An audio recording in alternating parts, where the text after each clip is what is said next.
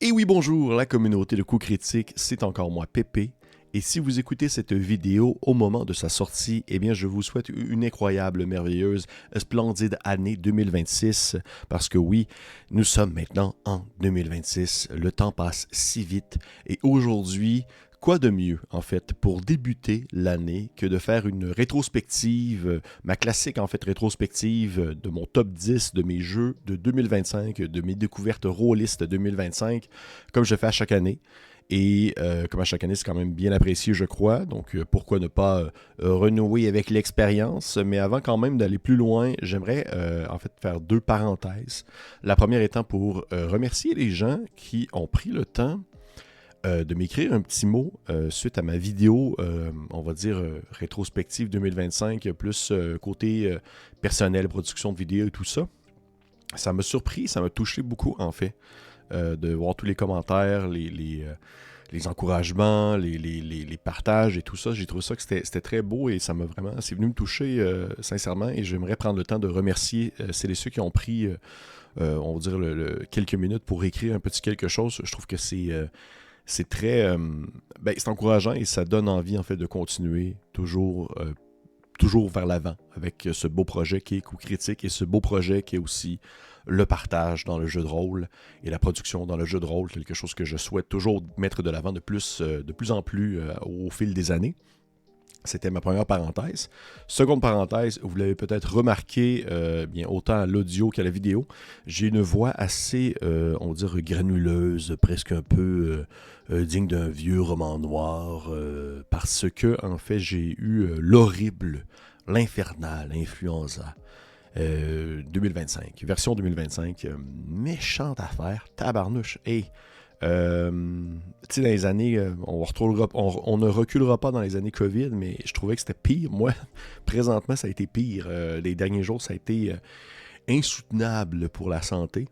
Ainsi, j'ai une voix un peu particulière, comme vous allez le remarquer, ou peut-être que vous le remarquez maintenant, et j'ai aussi peut-être un peu les idées un peu plus dans la brume qu'à l'habitude, mais je vais tenter tout de même de... Comme vous voyez, des fois je me racle la gorge. Je vais tenter tout de même de rester le plus orienté dans mes habitudes de mon parler et de la façon que je communique sans vraiment trop dénaturer non plus cette belle voix mielleuse que vous entendez présentement. Donc c'était ma seconde parenthèse. Si jamais il y a des questions à ce sujet, eh bien maintenant, réponse voilà. Donc, hey, 2025, niveau jeu de rôle, ça a été une année, puis je l'ai dit quand même, je pense à la mi-2025 peut-être, vers juin ou juillet, ça a été une année vraiment riche, je trouve. Des systèmes audacieux, des univers marquants, des propositions parfois étranges, parfois brillantes, souvent inspirantes. Et comme à mon habitude, eh bien, j'avais envie de partager mon top 10 de mes découvertes avec vous pour que ce soit clair. Il ne s'agit pas nécessairement de jeux qui sont sortis en 2025, mais des jeux que j'ai découverts et ou réellement explorés en 2025. Que ce soit des jeux complets, des suppléments, des scénarios ou des concepts forts. Ce classement est avant tout en fait vraiment subjectif. On s'entend, c'est guidé par le plaisir, la curiosité et l'envie de découverte. Alors, installez-vous confortablement et voyons ensemble ce que sont en fait les 10 pépites jeux de rôle qui ont marqué mon année 2025. Vous êtes prêts? Je suis prêt. Eh bien, c'est parti. On y va avec mon top 10, mais encore une fois, mini parenthèse, simplement pour le mentionner, ça va arriver que je vais faire mention d'ouvrages que j'ai déjà abordés par le passé dans d'autres vidéos. Il y a certaines surprises, certaines récurrences. Ainsi, c'est possible que je passe un peu plus vite sur, on va dire, quelques ouvrages afin de pouvoir mettre un peu plus l'emphase sur ceux que je n'ai pas eu l'occasion en fait d'aborder dans d'autres vidéos. Donc, numéro 10, il s'agit de Survivor of Frith, F-R-I-T-H, une aventure. Ce n'est pas un jeu complet, c'est une aventure pour Advanced D&D classique. C'est vraiment l'essentiel. Le jeu de rôle de base, ça pourrait être avec OSE aussi, si on veut. C'est l'auteur Stephen G. Jones, ça a 128 pages, et c'est dans les... je dirais, très bonnes aventures old school que j'ai lues dans la dernière année et qui ont fait aussi beaucoup jaser pour plusieurs raisons. Mais on va commencer avec une espèce de petite présentation rapidement. Survivor of Freight est une aventure sandbox post-apocalyptique qui est composé en fait de 8 donjons qui sont disséminés sur une île ruinée et transformée par ce qu'on appelle le Frith. Et la prémisse est la suivante. Il y a 100 ans, les étoiles sont tombées et depuis les cratères fumants d'où sont justement écrasés ces objets célestes apparaissent d'horribles automates insectoïdes qui ont commencé à exterminer toute forme de vie, des défenses surorganisées, des forces rassemblées pour affronter l'envahisseur, mais les créatures bientôt surnommées les araignées de verre étaient imparables. Rapidement, toute tentative de défense coordonnée s'effondra et chaque peuple se replia derrière ses murs. Et là, plusieurs années ont passé, des découvertes ont été faites, des aventuriers sont partis à l'exploration de ces zones qui ont été, on va dire, en quelque sorte désintégrées par les automates et qui ont été corrompus aussi en quelque sorte par les puissances qui provenaient de ces objets célestes qui sont tombés du ciel. Et la partie débute au moment où des groupes d'explorateurs, bien entendu nos personnages, sont équipés pour partir à l'aventure et revenir en fait à leur point de départ avec les connaissances ou les ressources afin de pouvoir survivre dans ce monde implacable et peut-être même trouver une solution face à la menace des robots insectoïdes. Très cool aventure, old school, Survivor of Frith. J'ai beaucoup aimé ma lecture, c'est quand même un gros pavé, c'est une grosse aventure, c'est écrit assez petit. Et il se passe beaucoup de choses, beaucoup de donjons, beaucoup de choses à explorer. Autant il y a une grande section de l'aventure qui est du sandbox, où est-ce qu'on se déplace d'une zone à une autre, autant il y a du gros dungeon crawling parce qu'on explore des donjons. Il y en a 8, comme je l'ai mentionné. Et en fait, là où je trouve que l'aventure se démarque par rapport à d'autres dans le genre old school, c'est qu'on reste dans la tradition la plus old school, mais elle a toujours un peu la twist ou, on va dire, la petite accroche qui permet de réinventer ou du moins réinterpréter certaines tropes, certains clichés classiques du genre fantastique. Oui, il y a des draws, mais c'est comme des espèces d'araignées garous qui sont engagés dans une guerre. Après ça, il y a des hommes-poissons, il y a des golems, mais ils ont tous un peu quelques particularités qui font en sorte que ce ne sont pas juste des hommes-poissons ou juste des golems. Donc, cet aspect-là que je trouvais vraiment intéressant. Et au fil de l'exploration, eh bien, justement, on découvre les nombreux donjons qui sont disséminés sur l'île.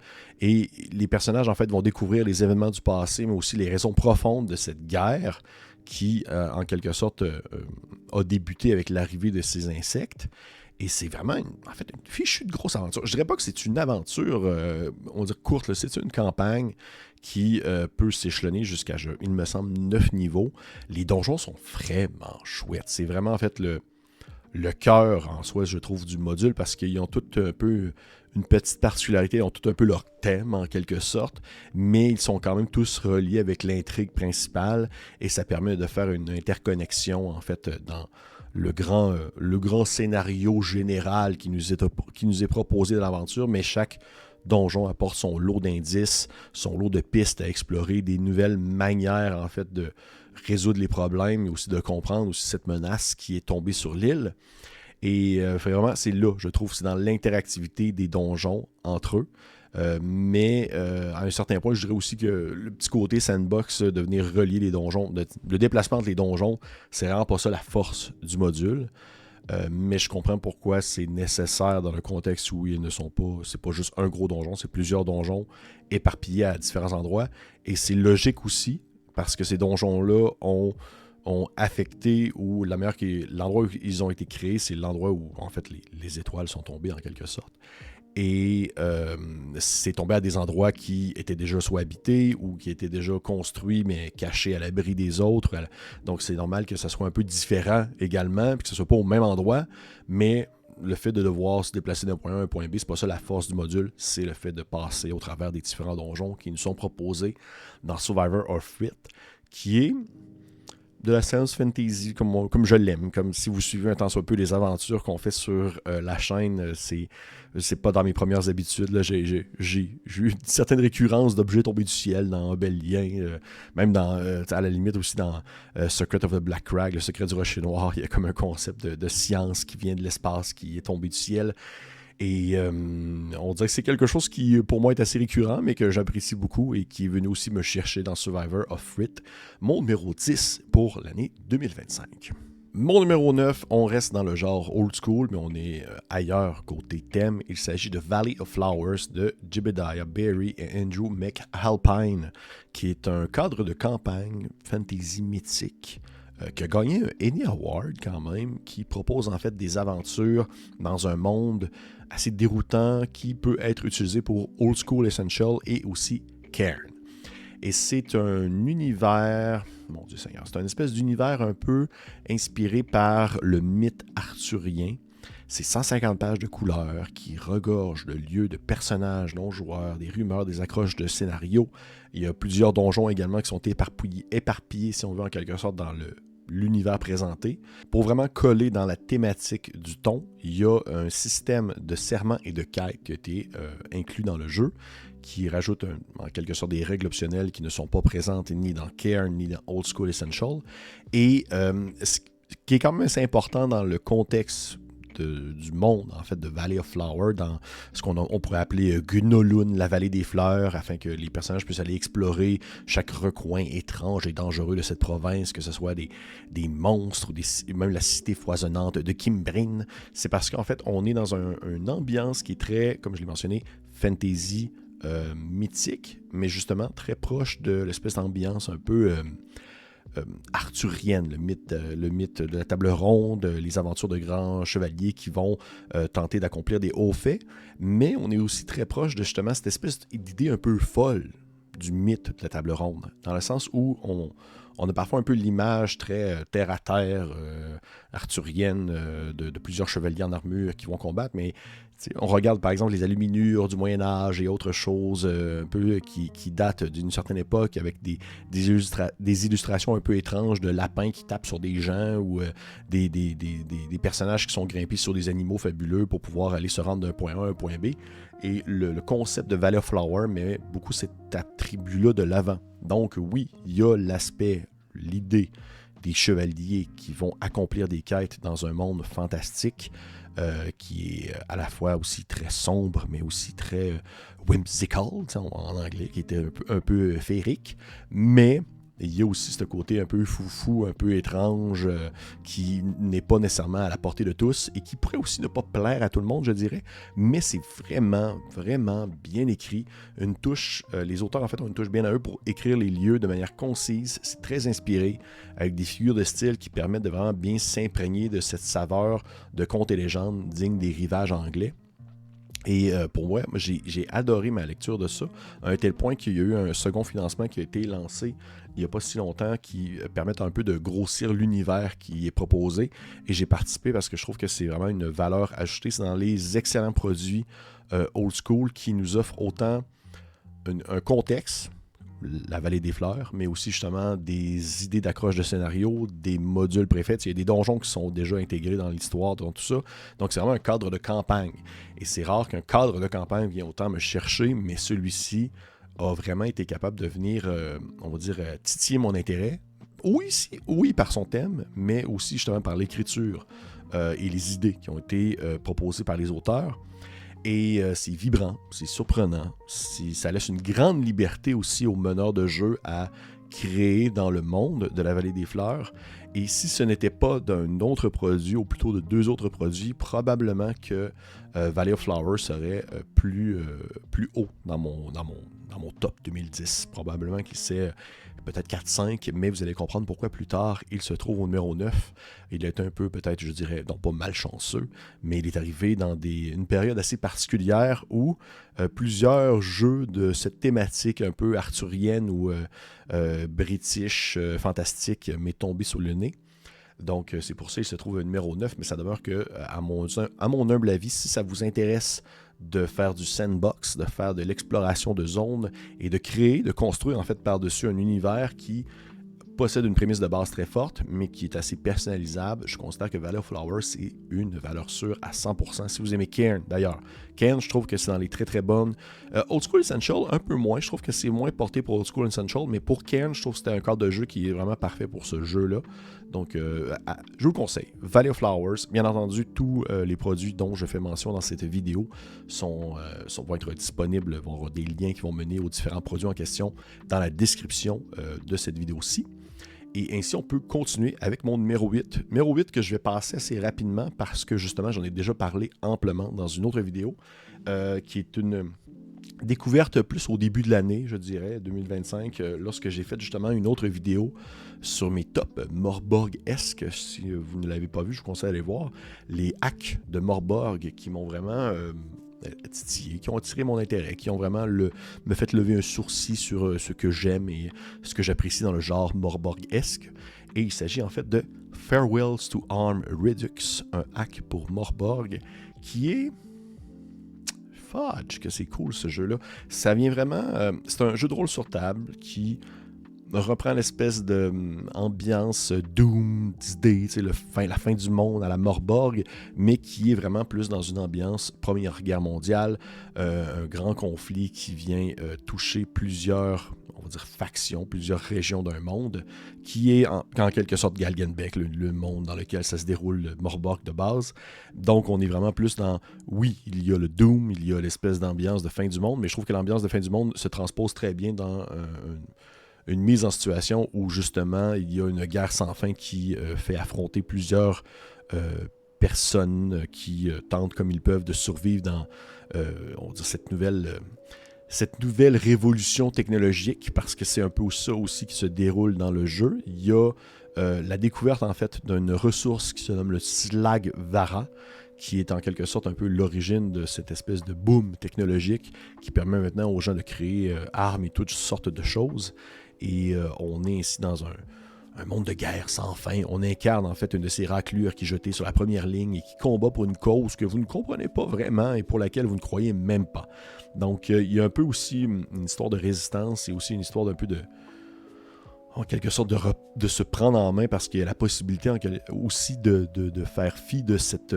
du conflit, non pas vraiment du conflit en tant que tel, parce qu'on s'entend que c'est la guerre partout, mais de peut-être se dissocier de cette faction pour laquelle vous travaillez et de trouver en quelque sorte un lieu pour vivre avec vos collègues et peut-être même survivre au jour le jour, trouver un autre endroit pour pouvoir construire un petit patelin ou une petite forteresse dans laquelle vous allez pouvoir, on va dire, vivre vos vieux jours, même si c'est très peu possible dans un univers à la Morborg. Donc entre guerre de tranchées, gérer des escouades de soldats, répartir des ressources limitées et administrer aussi l'armée à laquelle votre personnage appartient. C'est tous des possibilités en fait qui sont offertes dans ce livre-là, parce qu'il y a beaucoup de règles supplémentaires qui ont été ajoutées justement pour gérer on va dire des facettes de la guerre qui ne sont pas nécessairement mis de l'avant dans le jeu de base de Morborg.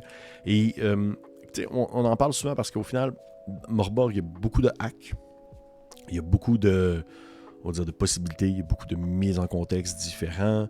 Et c'est pas tout bon. Il y a des choses qui sont vraiment, selon moi, assez moyens, je dirais ainsi, de façon polie. C'est peut-être la maladie qui parle. Mais Farewell to Harm Redux, selon moi, ça fait partie des très très bons produits qui sont sortis de cette pléthore d'autres produits Morborg-esque que vous souhaitez vraiment jouer là-dedans, ou que vous souhaitez peut-être juste aller prendre certaines règles optionnelles qui sont proposées dans le livre et les adapter à votre partie de Morborg. C'est aussi possible, parce qu'il y a vraiment comme beaucoup de choses en plus dans ce petit ouvrage-là, que ce soit des options pour des combats avancés avec des nouvelles types de tactiques, ou même des nouvelles types de menaces que vous pouvez intégrer dans vos parties. C'est possible. C'est possible avec Farewell to Harm Redux. Et si jamais ça vous intéresse, je vais mettre dans la description de la vidéo en fait, le lien qui mène à ma vidéo portant sur les différents hacks de Morborg qui sont, à mon sens, les plus intéressants, si jamais vous souhaitez jeter un coup d'œil aux autres possibilités qui nous sont proposées par ce merveilleux jeu de fin du monde. Et ainsi, on continue avec mon numéro 7. Mon numéro 7, tout comme Farewell to Harm Redux, j'en ai déjà parlé dans une autre vidéo, qui date aussi, je pense, au début de l'année 2025. Et ça a été en fait une surprise, parce que c'est pas non plus le genre de jeu que j'attendais. C'est vraiment pas quelque chose que j'étais comme « Ah oui, ça c'est vraiment le top de la crème que j'attends pour l'année. » Ou c'est quelque chose que j'avais backé sur un financement participatif, que j'avais reçu, que j'ai lu une première fois, parce que lorsque j'en avais besoin. Parce que c'est pas un livre qu'on lit comme d'un bout à l'autre en faisant « Ah oui, telle bonne idée ». Mais c'est un incroyable livre de ressources pour disons, des thèmes qui sont peut-être moins utilisés dans le jeu de rôle. Et il s'agit de Perius Void. Player's Void, j'en ai fait mention dans une vidéo qui portait sur mes outils. Les outils que j'utilise pour la conception d'aventure dans un contexte plus de science-fiction, sci-fi, espace et tout ça. Et Player's Void, alors qu'il y a quelques ouvrages incontournables qui sont sortis dans les dernières années, que je pense par exemple à Stars Without Number, ou certains suppléments de Traveler par exemple, Player's Void réussit aussi à tirer son épingle du jeu en étant en fait une ressource incontournable selon moi pour les tables aléatoires dans le contexte de la science-fiction. Et c'est... En fait, vous souhaitez concevoir quelque chose sur une planète, vous souhaitez concevoir un niveau de technologie d'une créature, gérer...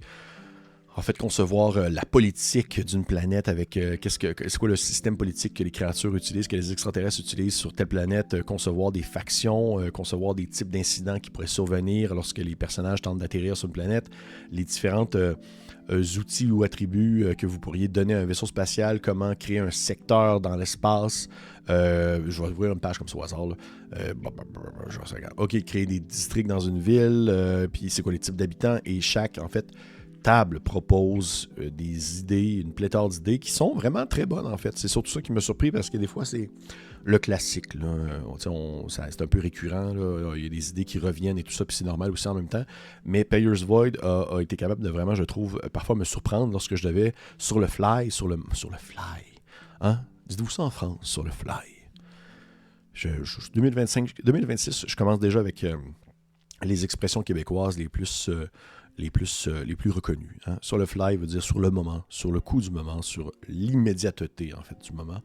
Et lorsque je devais justement concevoir sur le moment ce que ce soit justement en fait, c'était une planète, il me semble, dans l'aventure. C'était une planète avec le type de système solaire qui l'entourait, les étoiles aussi, et les effets que les étoiles pouvaient faire sur cette planète-là. Eh bien, j'ai pris le livre, j'ai regardé rapidement, j'ai trouvé quelque chose, une référence, ça a été super utile, ça a été immédiat. C'est système neutre, vous pouvez l'utiliser pour n'importe quel système de jeu. Je ne pense pas que l'avoir en version physique, c'est la chose la plus pertinente, dans le sens où juste la version numérique, en fait, c'est parfait, parce que justement, quand on en a besoin rapidement. On en a besoin comme là, pour la conception. Et avec un PDF, ça fouille déjà très bien pour pouvoir trouver des mots-clés et tout ça, plus que je trouve dans le livre physique. Mais j'ai trouvé que c'était vraiment utile. C'est vraiment un fichu de bon livre et un fichu de beau livre aussi. En fait, c'est ça qui m'a un peu surpris. Des fois, ces livres-là de table, c'est souvent fait, pas nécessairement sur le coin d'une table. Mon Dieu, je viens de faire une blague. Mais c'est souvent un peu, disons, le fond est un peu mis de côté non, la forme est plutôt mise de côté pour le fond, et c'est tout à fait compréhensible. Mais il y a quand même un souci du détail pour le visuel, avec des petits extraterrestres, des petits dessins, des petites illustrations qui sont, ma foi, très cool et qui font aussi très old school. Donc, j'ai beaucoup aimé ça. The Player's Void, mon numéro 7. Belle ressource pour tout ce qui touche la science-fiction. Et là, je ne peux pas le mettre à l'endroit où je voulais le mettre parce que tout va tomber. Vous le voyez pas, là. Vous le voyez pas, mais devant moi, j'ai plein de choses. Parce qu'il y a plusieurs de ces livres-là que j'ai en version physique. Et c'est sûr, il fallait que je les place autour de moi. Donc, je vais tenter comme je peux de faire attention à ne pas tout faire effondrer. Et pour les gens qui m'écoutent avec le visuel, en petit bonus, je vous présente ce petit cube gélatineux que ma conjointe me fait en pâte Fimo. Regardez-le comment il est beau. Petit cube vert gélatineux. J'ai une petite thématique de cube gélatineux dans ma vie au quotidien. Il faut croire que je suis un peu fait en gélatine. Ça paraît que j'ai été malade parce que je suis en train de complètement dérailler. Je dis n'importe quoi. Je suis en roue libre. Complètement roue libre. Donc, numéro 6. On est rendu à mon numéro 6. Numéro 6. J'en ai parlé aussi dans une autre vidéo. Une vidéo qui était, on va dire, unique à ce jeu-là. Parce que c'était une vidéo, les 10 choses que vous pourriez trouver intéressantes dans. Et j'avais même fait voter les gens sur le Patreon de Co-Critique pour savoir quel jeu je pouvais mentionner. Et il s'agit en fait de Cairn. Cairn, la 2e édition. Je triche un peu dans le sens que Cairn, 2e édition, est sorti déjà depuis un petit bout, puis j'avais quand même déjà pris un temps de le regarder, sauf que par contre, je n'avais pas encore reçu non plus la boîte, la Edition Box Set, qui est, en mon sens, une incroyable boîte pour, on va dire, quelque chose qui est tellement complet dans l'aspect minimaliste de la chose. On s'entend, Cairn, ce n'est pas un jeu complexe, c'est pas un jeu qui met de l'avant des mécaniques les plus difficiles à comprendre, mais c'est un jeu d'aventure très facile à prendre en main, qui est très rapide à prendre en main, et une petite boîte comme celle-ci contient tellement de choses. Et là, je ne vais pas non plus le remontrer parce que je l'avais montré dans la vidéo attitrée à la chose, au jeu. Mais Cairn deuxième édition, avec la petite boîte, vient avec les petits livrets, vient avec un pad de feuilles de personnages, feuilles d'aventure et tout ça. C'est un jeu minimaliste, D20, roll under de trois caractéristiques en quelque sorte. C'est très léger, c'est volontairement léger, on s'entend, ça laisse une grande liberté d'interprétation pour le meneur de jeu avec des lignes directrices pour la progression de personnages, parce que oui, il y a un guide du meneur de jeu aussi là-dedans, il y a des backgrounds qui sont proposés pour pouvoir donner un peu plus de chair autour de l'os pour les personnages avec les objets qui viennent avec le background en question. C'est juste très bon. En fait, c'est vraiment juste un fichu de bon jeu pour pouvoir faire de l'exploration. C'est pas mon jeu par excellence lorsque vient le temps de faire du dungeon crawling, tu sais, aller explorer des donjons souterrains humides et dangereux, comme je pourrais utiliser par exemple Shadow Dark, mais je trouve que Cairn, pour ce qui est de l'exploration dans une zone sauvage, un X-crawl, une espèce de sandbox, les personnages se déplacent, je trouve ça parfait. C'est vraiment, vraiment un fichu de bon jeu pour ça. Et Valley of Flowers, justement, est une mise en contexte idéale pour Cairn. Et en fait, pour moi, ce qui en fait en sorte qu'il se retrouve dans ce top 10, c'est vraiment parce que la petite boîte, elle est tellement parfaite. Elle est tellement parfaite pour tout ce qu'elle contient et tout ce qu'elle propose. Si jamais vous avez l'occasion de jeter un coup d'œil à ça, je vous encourage fortement de le faire parce que c'est aussi un excellent jeu pour initier des gens au jeu de rôle. Si vous souhaitez initier, par exemple, des membres de votre famille, des personnes des enfants peut-être même, ou que vous avez des activités qui sont organisées dans différents établissements ou tout ça. Je trouve que Cairn a vraiment une prise en main qui est d'une simplicité telle et aussi l'espèce de mentalité derrière le jeu comme quoi il est le plus accessible possible parce que oui, là, il y a cette boîte-là qui est ma foi de toute beauté que j'adore de tout mon cœur, mais si jamais vous souhaitez avoir le jeu en PDF, eh bien il est gratuit. Vous pouvez aller chercher le jeu gratuitement sur DriveThru RPG de cette qualité-là, avec ce visuel-là et tout, en anglais bien entendu, mais la version française aussi est disponible quelque part et entre la première édition et la seconde édition de Cairn, il n'y a pas de tant de différence que ça, il y a quelques petites choses, mais pourquoi est-ce qu'il se trouve en fait vraiment dans mon top 10, c'est pour cette espèce d'ergonomie. On dirait, l'efficacité d'ergonomie de cette boîte-là, de tout ce qu'elle propose, et aussi de sa marque dans le temps, parce que c'est quelque chose qui demeure, apprécié, qui demeure aussi très hacké, parce que c'est aussi ça la force du jeu. Vous pouvez le prendre et faire un peu ce que vous voulez avec. Et Cairn deuxième édition est, en mon sens, une réussite totale. Je vous conseille d'aller voir aussi, justement, ma vidéo que j'ai fait sur les 10 éléments intéressants sur Cairn deuxième édition. J'ai aimé ça, ce genre de vidéo-là. J'en ai fait, je pense, 3 pour l'instant. J'ai fait Cairn, j'ai fait Mothership, j'ai fait Shadow Dark. Il faudrait que j'en fasse une autre. Je vais essayer de faire voter bientôt sur le Patreon pour ça. Mais oui, donc Cairn, deuxième édition, c'était mon numéro 6. Mon numéro 5, je ne vais pas en parler trop longtemps, non pas parce que j'en ai parlé par le passé, loin de là. Au contraire, parce que j'en ai pas encore parlé et que je vais en parler dans un futur prochain. Et je souhaite faire, en fait, des vidéos précises sur le sujet, non pas une section de vidéos comme je le fais aujourd'hui. Donc, je vais l'aborder, je vais le mentionner, mais je ne vais pas pousser plus la machine que ça. Parce que aussi je vais y faire honneur en quelque sorte. Parce qu'il ne s'agit pas d'un jeu de rôle précis, il ne s'agit pas non plus d'un livre d'aventure précise. Là, on est très loin de ça. Il s'agit en fait du triptyque des lapins marteaux, donc la boîte à outils des meneurs de jeu, jouer à des parties de jeux de rôle ainsi que mener des parties de jeux de rôle. Et c'est en fait 3 ouvrages qui rassemblent des articles qui couvrent l'ensemble des pratiques du jeu de rôle pour tous les niveaux d'expérience. Et on trouve autant des conseils destinés aux débutants que des réflexions plus poussées pour des meneurs de jeu et des joueurs plus chevronnés. Et à mesure que la pratique évolue, eh bien, c'est toujours pertinent d'y revenir, de feuilleter à nouveau, de redécouvrir certains conseils sous un nouveau jour, sous un nouveau regard. En faisant mes recherches supplémentaires sur les 3 ouvrages, en plus de ma lecture de ceux-ci, il y a un commentaire que j'ai soulevé dans un blog que je trouvais vraiment pertinent et qui, selon moi, résume ou représente très bien ce que ces 3 livres sont. Il était dit, tout le monde ne trouvera pas tout intéressant, mais tout le monde y trouvera quelque chose d'intéressant. Et pour moi, ça représente vraiment ce qu'est ces 3 ouvrages-là des Lapins-Marteaux. Et en fait, pour la petite histoire que je trouve quand même assez intéressante, ou assez cocasse plutôt, c'est que jusqu'à tout récemment, ces livres-là n'étaient pas disponibles au Québec. Ça faisait quand même un bout de temps qu'ils lorgnaient je les avais dans mon rétroviseur, je les avais dans mon regard. Je souhaitais vraiment mettre la main dessus, mais c'est vraiment des 3 gros ouvrages. Et là, je me disais, oh mon Dieu, ça doit coûter les yeux de la tête faire venir ça de France. Et lorsque j'étais justement en France l'année passée, je me le suis procuré. Et là, pour la petite blague, Jérôme, justement, des Lapins-Marteaux, avec qui j'échange souvent, si jamais tu écoutes cette vidéo, c'est un peu ça encore le running gag. Je les ai quelque part avec moi, mais je les ai pas présentement avec moi dans mes mains. Je ne sais pas sont où. Sont peut-être chez mes parents, sont peut-être ici éparpillés parce que vous le voyez pas derrière moi, mais c'est la cohue. Là, ça a l'air rangé, mais j'ai plus vers le bas, j'ai des rangées qui sont vides parce que je fais du ménage et tout ça. Mais selon moi, sont chez mes parents et je trouve ça un peu surréaliste d'égarer ces 3 gros livres-là qui, ensemble, sont beaucoup plus épais que d'autres livres académiques que j'ai pu avoir. Peut-être que mon père est en train de les lire, il est assis, puis il tourne des pages, puis il dit « Ah, ça c'était une bonne astuce pour une partie de jeu de rôle. » Je ne sais pas pourquoi j'y ai fait parler comme s'il avait 92 ans, là, mais c'est peut-être lui qui les a présentement, ça me surprendrait même pas. Mais pour la petite histoire, ils sont maintenant disponibles au Québec dans certaines boutiques spécialisées, et je trouve ça vraiment pertinent de le mentionner, parce que il y a vraiment beaucoup de livres sur des conseils de jeux de rôle.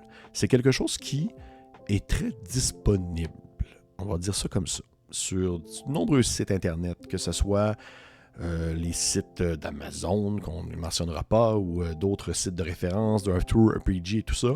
Il y a énormément d'ouvrages qui sont du genre devenir un meilleur maître de jeu, conseils pour le maître de jeu, comment animer des parties pour toute la famille, 100 astuces pour le meneur de jeu, comment créer des cités florissantes, comment concevoir des nouvelles idées à votre table, comment favoriser l'improvisation. Il y en a beaucoup, mais ils sont majoritairement en anglais.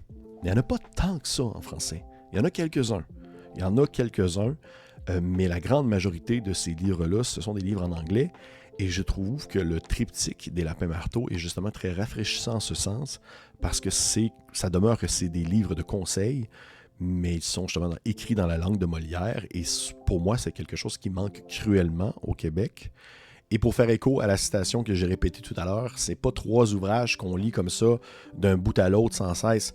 C'est 3 ouvrages qui, lorsqu'on ressent le besoin, lorsqu'on a le goût, en fait, d'explorer certaines choses, ils peuvent se prendre facilement, et ils peuvent se feuilleter facilement. Et s'il y a des éléments qu'on pense vouloir explorer, eh bien c'est possible d'aller voir dans le lexique, d'aller voir les thèmes qui sont abordés et d'aller ainsi mettre le doigt précisément sur les éléments qui nous intéressent et de faire ressortir ce qu'on trouve pertinent dans les 3 ouvrages en question. Et si jamais ça vous intéresse, eh bien, ils sont aussi disponibles en PDF. Donc, si jamais vous ne pouvez pas vous ne souhaitez pas non plus faire venir le tout au Québec parce que eh bien, le coût de la poste peut revenir très cher et qu'ils ne sont plus disponibles dans les différentes boutiques spécialisées, c'est possible de les avoir en PDF et ça se lit très bien sur une liseuse également. Je vous conseille fortement d'aller jeter un coup d'œil. Et ça, je vais en reparler en 2026 pour ces 3 livres-là parce que je trouve ça pertinent. C'est juste pertinent. Et ça est venu un peu... Si vous avez écouté justement ma vidéo que j'ai faite sur... ma rétrospective 2025 sur mon expérience et tout ça. Vers la fin de celle-ci, je fais mention un peu de l'idée de revenir un peu à la base sur la démocratisation du jeu de rôle, revenir un peu à la base de comment partager la flamme et comment aussi montrer aux gens ce qu'est le jeu de rôle et tout ça. Et je trouve vraiment que ce type de livre-là, qui, encore une fois, n'est pas légion en français, a sa place dans cette facette-là de la passion qui m'anime pour le jeu de rôle. Donc, partager mon amour pour le jeu de rôle, partager comment on peut jouer. Je trouve que ces 3 livres-là, c'est d'une pertinence sans faille à ce sens, même si parfois il peut y avoir des conseils ou des idées qui, pour nous, ben, c'est quelque chose d'absolument inné et que c'est une évidence même qu'on utilise ce type d'astuce-là, mais pour certaines personnes, ça peut être une toute autre nouveauté.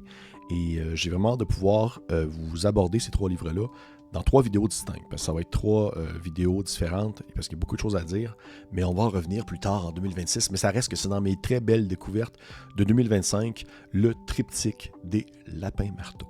Mon numéro 4, je pense en avoir parlé déjà cet été, à un moment donné, en revenant de voyage. Je suis sûr d'en avoir fait mention dans une vidéo. Je le sais que j'en ai parlé avec Pierre-Louis Renaud de la chaîne de Etugame lors de notre vidéo rétrospective des Ennies 2025, les espèces d'Oscars pour le jeu de rôle.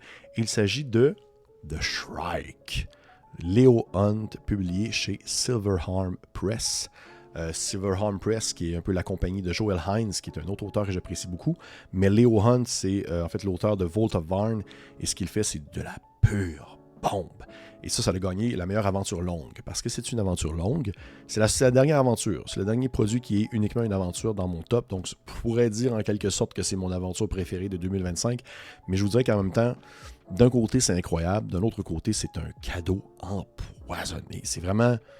Oh mon Dieu Seigneur, mais quelle est cette aventure-là? Il faut que vous ayez un groupe de joueurs et joueuses qui soient vraiment prêts à se lancer là-dedans parce que c'est dark, c'est sombre, il y a des thèmes lourds, il y a des choses qui sont difficiles là-dedans. Vous voyez le grim dark à cœur, l'infernal à cœur parce que ça se passe en enfer. En fait, oui, c'est l'aventure que vous jouez, c'est un peu comme ça que c'est décrit. L'aventure que vous jouez lorsque vous faites vivre un TPK à votre groupe de personnages, parce qu'ils se réveillent en enfer. Ça se déroule en fait à un endroit qui se nomme le Shrike, qui est une montagne noire aux flèches dentelées de roches et de rouille, qui est en fait figée dans le cœur d'un dieu. Il y a un dieu qui est comme planté au-dessus. C'est le bruit que ça fait quand tu plantes un dieu sur une montagne. Ça fait... Il est planté en fait sur le dessus du Shrike et ça fait jaillir ainsi un sang divin qui s'écoule et qui nourrit la vie au fin de cette méga structure corrodée de fer et de pierre. Mon Dieu, c'est un monde en décomposition, de fer rouillé, de pierres qui s'effritent au salé, sans brouillard, entouré d'un océan en furie, d'une archipel sans vie, de nuages au teint d'étain et d'oiseaux marins et d'étoiles impitoyables. C'est des Galapagos infernales. Les joueurs ils vont rencontrer des démons masqués, un sang qui donne vie mais qui ne devrait pas en avoir, des pierres qui insufflent la vie à des êtres qui n'en veulent pas, des monstres terribles à abandonner, des lieux périlleux, des trésors merveilleux venus de tous les plans. C'est une relecture, en fait, d'un genre horrifique. Parce que ce n'est pas le classique démon j'ai la peau rouge, j'ai des petites cornes et j'ai une petite fourche, puis je pique les gens. On est vraiment dans quelque chose d'autre, je dirais. Les démons peuvent ressembler à beaucoup de choses. Ils ont des masques cornus qui sont amovibles et qui se réutilisent et qui viennent en quelque sorte changer aussi cette espèce de vision de l'enfer où est-ce que des pêcheurs, pas des pêcheurs qui pêchent, mais vraiment des pêcheurs qui ont fait des choses pas correctes, qui renaissent indéfiniment et qui portent leur faute sous forme de pierres incrustées dans leur chair. My God, c'est solide, par exemple. OK, on s'entend. C'est très solide. C'est inspirant. C'est immense. Il y a tellement de choses à faire avec ça. C'est jamais trop verbeux. C'est jamais trop... parce que oui, c'est quand même un gros ouvrage, puis même sa dimension est quand même un peu plus grande que les livres que je suis habitué de lire. Je suis plus en format A5, mais ça, c'est vraiment comme un 8,5 par 11, une feuille de travail. Mais le texte, en fait, c'est un peu la force de Léo Hunt, c'est qu'il y a une écriture qui est très concise, qui va vraiment droit au but, mais en même temps, c'est très inspirant. Beaucoup de choses à faire, beaucoup de choses à découvrir. Les personnages peuvent faire des alliances avec les différentes cours qui sont présentes en enfer parce qu'il y a différents regroupements de démons qui veulent tirer un peu la couverte de leur bord. Et les illustrations sont de toute beauté parce que, ah mon Dieu Seigneur, il n'y a pas de bon sens. Il y a des dessins pour vrai là-dedans. On dirait que ça sort d'une illustration de Gustave Doré. Là. Gustave Doré qui justement a déjà représenté l'enfer sous différentes, on dirait, c'était comment ça s'appelle, Dante? Le châtiment de Dante? C'est La Divine Comédie. C'est ça le nom de l'ouvrage que je cherchais. La Divine Comédie qui raconte l'histoire de Dante. Là, je voulais avoir de l'air intelligent, mais j'ai pas été capable. Donc j'ai pesé sur pause pendant l'enregistrement. J'étais allé fouiller sur Internet parce que je m'en rappelais pas. Et là, maintenant, je vous le lâche comme ça, comme si j'étais le gars le plus culturé du monde. Mais je le suis pas. C'était La Divine Comédie. C'était à ça que me faisaient penser les illustrations à l'intérieur de Shrike, puisqu'ils sont un peu dans les mêmes teintes et dans les mêmes visuels apocalyptiques que les illustrations de Gustave Doré lorsqu'il souhaitait représenter la descente en enfer de Dante. Et voilà, c'était la partie culturelle de cette vidéo. Shrike, je suis en train vraiment de virer fou. Shrike, c'est vraiment un vrai truc. C'est une vision cohérente, c'est complet, c'est évocateur, comme ça ne se peut pas. Et ça reste que c'est OSR. Et moi, je pense que justement, au courant des dernières années, j'ai eu un peu l'espèce de besoin de montrer à des gens, regardez, ça c'est de l'OSR, et pourtant c'est pas juste du porte-monstre trésor, c'est de l'OSR, mais c'est pas juste comme un vieil ouvrage jauni où est-ce qu'on rentre dans un donjon puis on fait juste taper sur des créatures puis on tente de trouver la sortie avec des morceaux de scénario qui collent pas trop ensemble. Ça reste que c'est de l'OSR, mais c'est quelque chose que vous allez jamais avoir lu ailleurs et qui pourrait être en soi un tout autre jeu ou adapté à un tout autre jeu, mais ça démontre un peu cette richesse de ce qui est possible de faire avec un ensemble de règles précis qui reste très facile à prendre en main et qui nous offre quand même, en fait, l'opportunité de découvrir des aventures qui sont au-delà de ce qu'on pourrait s'attendre d'un classique jeu médiéval fantastique classique. Et The Shrike, c'est ce que ça propose. Travail de game design absolument abouti. Ben, les One, ça ne me surprend pas. Des tables de trésors qui sont logiques avec le contexte de la partie, des règles assez claires pour dépenser de l'or dans le contexte du jeu aussi, pour de l'expérience, si on veut vraiment suivre l'idée du système de jeu de Old School Essential, donc de BZX, là, vraiment la base de D&D. Plusieurs factions interactives avec lesquelles vous pouvez échanger. Il y a une verticalité parce que vous devez, comme en quelque sorte, monter dans The Shrike. Il y a plusieurs fins possibles aussi également avec différentes alliances, des objectifs qui sont choisis selon les personnages, différentes structures pour pouvoir jouer le jeu pendant des dizaines et des dizaines et des dizaines d'heures qui n'en finissent plus dans un univers absolument infernal. C'est immense et je ne sais pas si je vais le faire jouer un jour. Je ne le sais pas parce que c'est tellement... je ne sais pas comment mettre ça en point. C'est d'une complexité assez... faut vraiment que vous ayez un groupe de joueurs avec lesquels vous allez vous dire « Ok gang, on va faire de Shrike, puis on va se lancer là-dedans à nos heures habituelles, puis à nos dates habituelles, on va se retrouver, puis on va se lancer dans cette aventure absolument terrible. Mais il faut que vous fassiez confiance parce que vous allez peut-être aborder certains sujets, certains thèmes qui peuvent être assez difficiles pour certaines personnes. Et on dirait que par défaut, là, dès qu'on commence à penser à l'enfer et tout ce que ça implique, il y a plusieurs idées qui nous viennent en tête qui peuvent mettre de l'avant des concepts et des ressentis un peu plus négatifs. Et c'est un peu ça, je dirais, de Shrike. Mais ça demeure que, pour moi, c'est un des plus beaux produits que j'ai lus, dévoré en 2025. T'sais, alors que tantôt, je mentionnais Perillus Void, qu'on rouvre puis on lit un peu, ou même aussi les Lapins Marteaux, qu'on rouvre et on lit selon nos besoins du moment. De Shrike, je l'ai dévoré d'un bout à l'autre, parce que Leo Hunt, il est fou dans la tête. L'auteur, je trouve qu'il est incroyable et je vais le suivre jusqu'à la mort, si je peux, bien entendu. C'était mon numéro 4. Et bon, on est rendu au Big Tree, comme on pourrait les appeler, c'est-à-dire vraiment les 3 ouvrages, le top 3, là, ce qui a le plus marqué mon année 2025, ce qui a été le plus révolutionnaire à mes yeux, autant dans le ton que dans le thème, que dans les règles, même s'il y en a un dans l'eau quand même, que côté règles, c'est pas si révolutionnaire que ça. Mais mon numéro 3, qui est un des, je dirais, en soi le plus original, je dirais, des 3. Quelque chose qui, à mon sens, révolutionne le plus, autant justement dans son concept que dans ses mécaniques et même dans son déroulement de jeu. Il s'agit de Triangle Agency. Triangle Agency qui va arriver en français en 2026, possiblement, chez Raise Dead Édition. Et, mon Dieu, où commencer en parlant de ce jeu-là? J'en ai justement fait mention aussi dans une autre vidéo de mes découvertes du mois parce que le kit d'introduction était disponible pour la version française. Vous pouvez d'ailleurs aller le chercher. Je vais mettre aussi dans la description d'un commentaire le lien qui va vous mener sur le site de Raise Dead Édition pour pouvoir télécharger ce kit-là. Jeu qui doit être vraiment une horreur à traduire. Ça doit être tellement terrible à traduire parce que de la façon que c'est écrit, c'est pas du tout quelque chose d'intuitif. Triangle Agency, c'est un jeu de rôle sur table qui mélange vie du quotidien, pouvoir immense, capable de modeler la réalité tout en jonglant avec les lourdeurs bureaucratiques et les responsabilités du quotidien. Ça passe d'une fluidité assez désarmante, de l'horreur glaçante à la comédie déjantée, tout en touchant à une certaine vérité émotionnelle de la survie dans un monde sans réponse simple. On incarne des citoyens ordinaires qui ont quand même des capacités extraordinaires, qui doivent gérer ce qu'on nomme des anomalies surnaturelles. On incarne en fait un agent de terrain de la Triangle Agency, qui est une multinationale internationale dont l'influence s'étend à tous les secteurs d'activité possibles qui sont chargés d'enquêter sur les dites anomalies et de les capturer.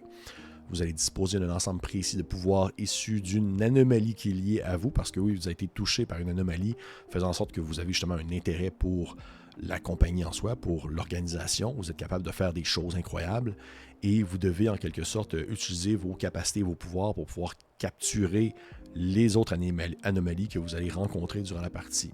Et vous avez aussi un rôle qui est donné par l'agence selon l'analyse de vos compétences.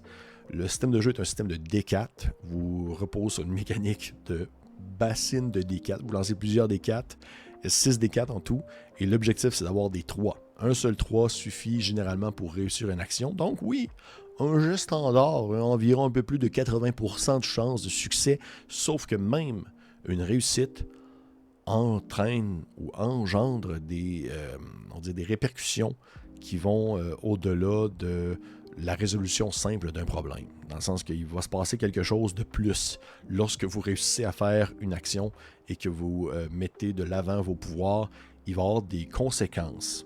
Pas nécessairement négatives, pas nécessairement positives non plus. Il y a juste des conséquences.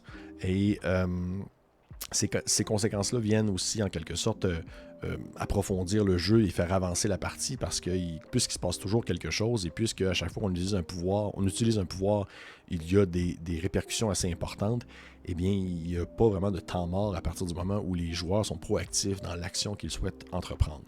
Et il y a différentes d'autres mécaniques qui sont mises en place pour pouvoir gérer en quelque sorte ces capacités-là que les personnages ont et aussi gérer aussi le chaos qu'on peut générer parce que si vous manquez vos actions ou si vous avez des résultats précis sur vos dés, les D4 que vous lancez, eh bien, il peut y avoir en quelque sorte des mini-anomalies qui vont apparaître, ou du moins les anomalies qui sont présentes peuvent empirer ou créer un peu plus de chaos et introduire des effets supplémentaires en allant à la distorsion de la réalité jusqu'à la mort d'un agent, qui n'est pas nécessairement quelque chose de définitif, on s'entend. Mais malgré le fait que les personnages ont ces capacités-là, qui font en sorte que vous réussissez plus de 80% ce que vous souhaitez entreprendre lorsque vous lancez des dés, le jeu part du principe que vous allez échouer, ce que vous faites. Parce que les seuls moments qu'on lance des dés dans ce jeu-là, c'est lorsqu'on souhaite utiliser nos pouvoirs. Mais on ne peut pas les utiliser toujours, nos pouvoirs, parce que toute action tentée avec de simples capacités humaines, comme quelqu'un qui souhaiterait sauter d'un parapet à un autre, eh bien, c'est considéré comme voué à l'échec. Il faut vraiment utiliser le pouvoir qui est lié à votre anomalie pour pouvoir réussir ce que vous souhaitez entreprendre, mais les pouvoirs sont assez précis, c'est assez narrow, là, c'est assez précis, qui font en sorte que c'est circonstanciel, ils ne sont pas utilisables ni utiles dans toutes circonstances possibles. Et vous pouvez aussi demander en fait l'intervention bureaucratique de l'agence pour pouvoir réussir certaines actions qui, de prime abord, pourraient échouer. Et c'est un peu ce que propose Triangle Agency. Et de la manière que ce livre-là est présenté, déjà de 1, c'est écrit de façon à ce que ce soit comme un guide bureaucratique. C'est un guide de bureau que vous trouvez, que vous lisez et qui vous explique un peu la façon de faire, ce qui rend la lecture pas toujours facile. C'est pour ça que je suis content aussi que le jeu va avoir une version française parce que c'est pas dans sa version anglaise, c'est pas le jeu, je trouve, le plus évident à décortiquer parce qu'il faut vous décortiquer autant justement ce qui est vraiment utile pour le jeu que l'espèce de petit confiture bureaucratique qui est par-dessus et qui sert seulement de mise en contexte en soi ou du moins d'un peu d'humour comme on peut le retrouver dans une bureaucratie un peu inutile. Et ça fait que la lecture est quand même assez particulière. Juste pour vous donner un exemple, je voulais vous lire une des anomalies, un des pouvoirs qu'un des personnages pourrait avoir en jeu. Juste pour vous montrer à quel point les anomalies sont des capacités qui sont très précises, qui s'utilisent à certains moments vraiment clés, qui sont très puissantes, vraiment super fort. Là. Ça a des répercussions terribles, mais en même temps, c'est jamais juste je vole dans les airs ou je lis dans tes pensées ou je lance des lasers par les yeux. On n'est pas dans les X-Men. Là. On est vraiment plus dans quelque chose qui va tordre la réalité, euh, changer vraiment la face du monde presque de la manière comme on le connaît. Je vous donne un exemple. L'anomalie se nomme a gun. Ça, c'était mes préférés. C'est littéralement genre, vous avez un fusil. Mais le fusil, c'est pas juste un fusil. C'est quelque chose qui a l'effet d'un fusil ou les capacités d'un fusil, donc être une menace. C'est la seule anomalie qui est, un tant soit peu, offensive, je dirais. Qui est vraiment comme tournée vers l'agression, vraiment vers la menace directe. Et le fusil en soi, de gun, elle a une forme particulière que vous lancez. Ça peut être par exemple être un violon, ça peut être un paquet de cartes, ça peut être une épée, ça peut être une roche, un yo-yo, ça peut être une télécommande par exemple. Et chaque anomalie possède 3 effets différents que vous pouvez en fait émuler avec celle-ci. Et là par exemple, le gun, il y a un de ses pouvoirs qui est, on va dire, le pouvoir le plus agressif du jeu, qui se nomme éliminer. Et là, c'est que vous, en fait, vous faites disparaître un objet de son existence. Donc, c'est comme si elle n'avait jamais existé. Et vous devez en fait pointer avec votre fusil. Et si vous réussissez, eh bien, la cible que vous pointiez disparaît sans laisser de traces et elle ne réapparaîtra jamais. C'est vraiment comme ça le pouvoir du gun. Mais si, admettons que vous échouez votre jet, eh bien là, oui, la cible est tuée, un objet est détruit ou la créature meurt, mais c'est très obvious, c'est très visible pour tout le monde et c'est horrible. Donc, au lieu de juste disparaître, la personne que vous cibliez avec votre fusil va exploser. Et là, étamper du sang partout, absolument sur tous les murs, sur plusieurs dizaines de mètres, à un point où est-ce que c'est impossible d'ignorer l'effet que vous venez de faire avec votre gun qui va avoir la forme d'une roche. Un autre exemple, par exemple, toujours avec le fusil, Quick Draw. Donc, quand quelqu'un essaie de vous blesser, vous pouvez dans le fond tirer avec votre fusil. Si vous réussissez, vous tirez en premier. L'agresseur, dans le fond, prend une blessure et il ne réussit pas à vous blesser. C'est très simple. Si vous échouez, eh bien, quelqu'un ou quelque chose autour de vous est, on va dire, blessé par l'arme et l'attaque continue comme si de rien n'était. Donc, c'est très simple, mais c'est juste pour vous montrer qu'il y a des capacités qui sont un peu plus, on dirait, directes que d'autres. Mais je vais prendre un autre exemple que j'aime bien parce que je trouve que le fusil est très intéressant pour ce qu'il est, mais il ne représente pas, je trouve, nécessairement l'espèce de folie qu'est Triangle Agency. Je vais prendre par exemple Whisper.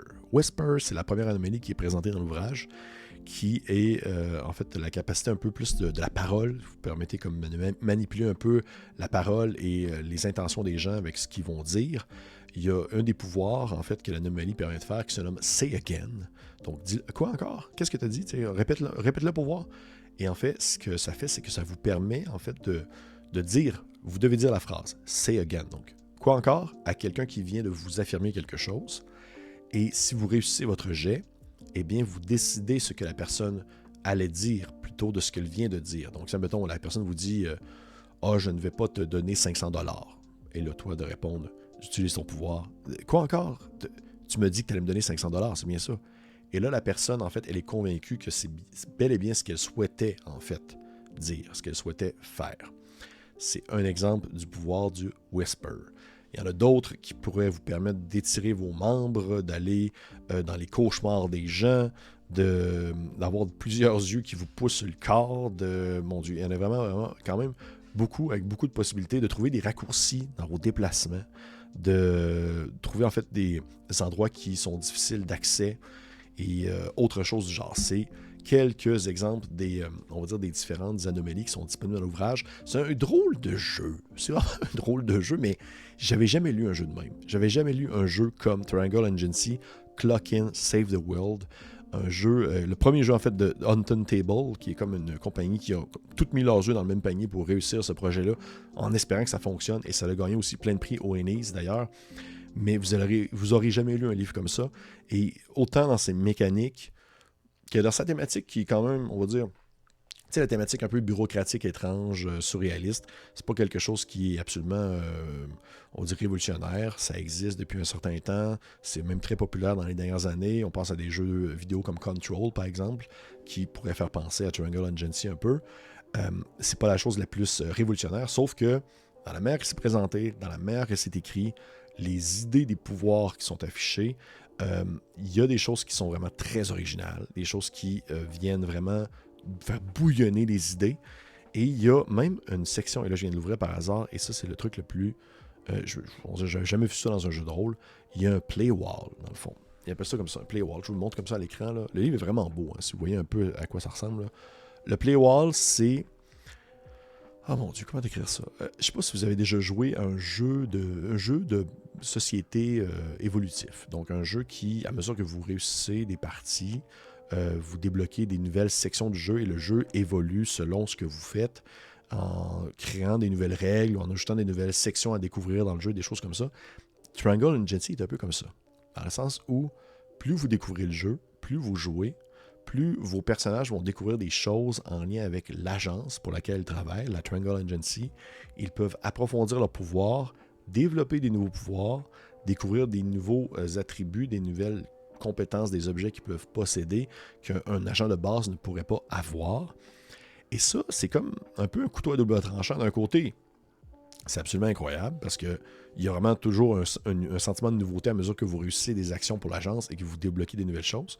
Mais en même temps, ça enlève un peu le côté surprise parce qu'une fois que c'est fait, eh bien c'est fait. Vous avez découvert telle chose, vous savez, vous, la prochaine fois que vous allez jouer une nouvelle partie de Triangle Agency, il y a des éléments de surprise qui sont un peu moins, qui vont un peu moins vous prendre par défaut, qui vont un peu moins vous prendre de cours.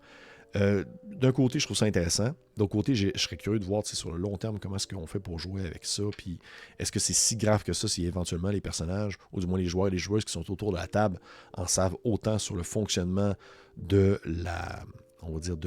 l'agence en question. Mais moi, j'avais jamais vu ça dans un jeu de rôle. Et c'est vraiment selon ce que les joueurs font, selon les anomalies qu'ils ont, selon le type de mission qu'ils accomplissent, ce qu'ils peuvent réussir ou échouer. Ça va faire débloquer certaines sections dans le livre qui ne sont pas une aventure. C'est vraiment une section dans des nouvelles règles de jeu, des nouvelles façons de faire, des nouvelles compétences. Bref, c'est pas des aventures précises, c'est des nouvelles choses qu'on rajoute dans le système de jeu qui viennent révolutionner, ou du moins changer la façon de mettre le jeu en pratique. Et ça, j'avais jamais vu ça. C'est complètement flyé. Complètement flyé. Et si ce n'est pas juste ça, également aussi, juste le module, en fait, il y a un livre de scénario qui est disponible aussi, qui est dans la boîte que je vous ai montré tout à l'heure. Et dans celle-ci, bien, dans le livre de scénario, toutes les aventures ont des thèmes complètement flyés, des thèmes complètement différents les uns des autres qui vont aborder des sujets les plus surréalistes à des choses un peu plus, on va dire, presque dark, presque sombre, horrifique. Il y a une des aventures que j'ai lues que j'ai beaucoup aimé qui se déroule dans une ferme où, dans le fond, une anomalie s'est comme éveillée. Tu sais, les anomalies, c'est un peu quelque chose d'intangible qui apparaît ici et là, selon la circonstance, et qui se nourrit, ou du moins qui, en quelque sorte, prend forme selon le thème qui lui est accordé avec les objets autour d'elle. Et là, il y a une anomalie qui s'est comme développée dans une vieille cassette d'un jeu vidéo pour une console rétro qui date des années 80. Et c'est une anomalie, en fait, qui va commencer à prendre de l'expansion et à envahir un peu la réalité de la ferme qui est habitée par deux parents qui vivent leur petite vie de retraite alors que leur enfant est parti depuis longtemps. Et cet enfant-là, bien, c'est lui qui avait en soi la cassette de jeu vidéo. Et ils sont en quelque sorte pris en otage dans cette nouvelle dimension qui s'étend et qui, en quelque sorte, reproduit les éléments du jeu vidéo, mais vraiment au pixel près. Donc, tout devient un peu pixelisé, étrange. La ferme est rendue bizarrement colorée. Il y a genre des chevaliers à des places qui peuvent donner des missions à des gens et qui cherchent en fait des héros pour accomplir des hauts faits. Et là, les agents sont envoyés éventuellement à cet endroit-là. Il peut se passer plein de choses pour pouvoir essayer de comprendre qu'est-ce qui est à l'origine de ce changement-là dans la réalité et qu'est-ce que les personnages peuvent faire pour pouvoir, disons, arrêter cette espèce de transformation-là. Et il y a plusieurs pistes de solutions parce qu'il n'y a aucune situation est complètement juste unidirectionnelle dans sa solution. Il se passe toujours plein de choses en même temps. Et il y a aussi plein de petits secrets. Et il y a des petits secrets qui sont vraiment cool et qui peuvent, je ne sais pas comment le découvrir, mais tu sais, juste pour vous donner un exemple, dans ce scénario-là qui se déroule justement sur la ferme, les personnages, si à un moment donné, ils font tel mouvement, mettons qu'ils font comme 2 pas par en haut, 3 pas par à droite, 2 pas par en bas, puis ça, ils repartent par le haut, puis ils refont 2 pas vers la gauche, eh bien, ça débloque quelque chose. Ils ont fait comme un cheat code du jeu vidéo dans la vraie vie, mais puisque le jeu vidéo est rendu dans la vraie vie, a comme commencé à contaminer la vraie vie, eh bien, on peut faire le cheat code dans le vrai monde pour pouvoir avoir des choses complémentaires ou supplémentaires pour pouvoir réussir le scénario en soi. Et ça, je trouve ça incroyable. C'est fou raide. C'est fou raide. Mais on s'entend, c'est pas pour tout le monde. C'est très niché. Donc oui, Triangle Agency chez Haunted Table.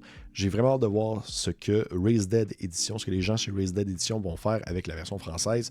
Je vais vous tenir au courant, c'est sûr et certain, parce que je vais en reparler sur la chaîne. Je vais peut-être même animer un actual play, j'aimerais vraiment ça éventuellement. Mais un très très beau bijou, très unique. Vous n'aurez jamais joué un jeu comme ça. Mon numéro 2. OK. À partir d'ici, je dois vous le dire, j'ai eu énormément de difficultés à positionner mon numéro 2 et mon numéro 1. Encore aujourd'hui même, lorsque j'enregistre présentement cette vidéo, je change d'avis à tous les 15 secondes. Je ne savais pas lequel présenter en premier, à un tel point où je me dis que les deux sont peut-être en égalité au numéro 2 et numéro 1. Pour certaines raisons semblables, certaines raisons très différentes, les deux m'ont complètement renversé, m'ont complètement jeté à terre pour leur niveau qualitatif, autant sur le visuel que sur la mise en page, que sur la description, que sur les idées de modules de jeu qui sont présentés. Ce sont 2 jeux complets. Je vais commencer avec le numéro 2 qui est peut-être aussi le numéro 1, mais au final, je ne sais pas trop me mettre par rapport à ça. Il s'agit de Mythic Bastionland. Oh my God! Ça faisait... Mon Dieu. Quand j'ai reçu ça plus vers début automne. Fin été, début automne. Fin été. J'ai lu ça. Au début, j'ai fait OK. J'avais eu le PDF depuis un bout. J'avais pas encore lu le livre physique. Beaucoup. Là, lorsque je l'ai lu, j'ai fait OK. C'est... on est beaucoup... Une façon de réinventer quelque chose qui était déjà de base assez simple. Mais c'est pour moi, là, le petit aspect du génie de l'auteur, qui est Chris McDowell, c'est d'avoir été capable de réinventer son propre système de jeu qu'il avait développé dans Into the Odd, d'ailleurs très disponible en français, Into the Odd, et Electric Bastionland, un système de jeu qui est très simple, minimaliste, qui est basé, Cairn est basé en partie sur lui, de le reprendre, de le réutiliser en grande majorité, mais aussi de rajouter, de transformer certaines choses, rendant le système de jeu tellement encore plus riche, tellement encore plus complet, et qui colle à 100% avec le thème de ce livre-là. Livre qui m'a, qui m'a inspiré à tellement de niveaux, autant dans son système de jeu que dans son ambiance, que dans ce qui est proposé comme prémisse. J'ai tellement eu de la difficulté. En fait, même que, je vous le dis, j'avais commencé à faire une vidéo critique juste sur Mythic Bastionland et j'ai pas été capable de la faire parce que j'ai tellement de la difficulté à présenter tout ce que je veux dire sur ce jeu-là. Je trouve que c'est un jeu qui devrait se décrire et se présenter en plusieurs vidéos, en plusieurs capsules qui viendraient à aborder les différents sujets prédominants au jeu. Mais je vais essayer de commencer ça en disant tout simplement l'espèce de petite prémisse. Là, vous devez prêter serment et vous aventurer dans Mythic Bastionland, qui se déroule dans le passé. Dans le passé de Into the Odd, même si vous n'avez pas besoin de jouer Into the Odd pour comprendre Mythic Bastionland, vous incarnez en fait des jeunes chevaliers errants en quête de gloire, qui cherchent à rassembler des bandes de guerre, à gagner de la place à la cour et un jour gouverner votre propre domaine. La gloire se conquiert en traquant des mythes dans le monde, en les manifestant dans la réalité, tout en protégeant les royaumes des influences étrangères.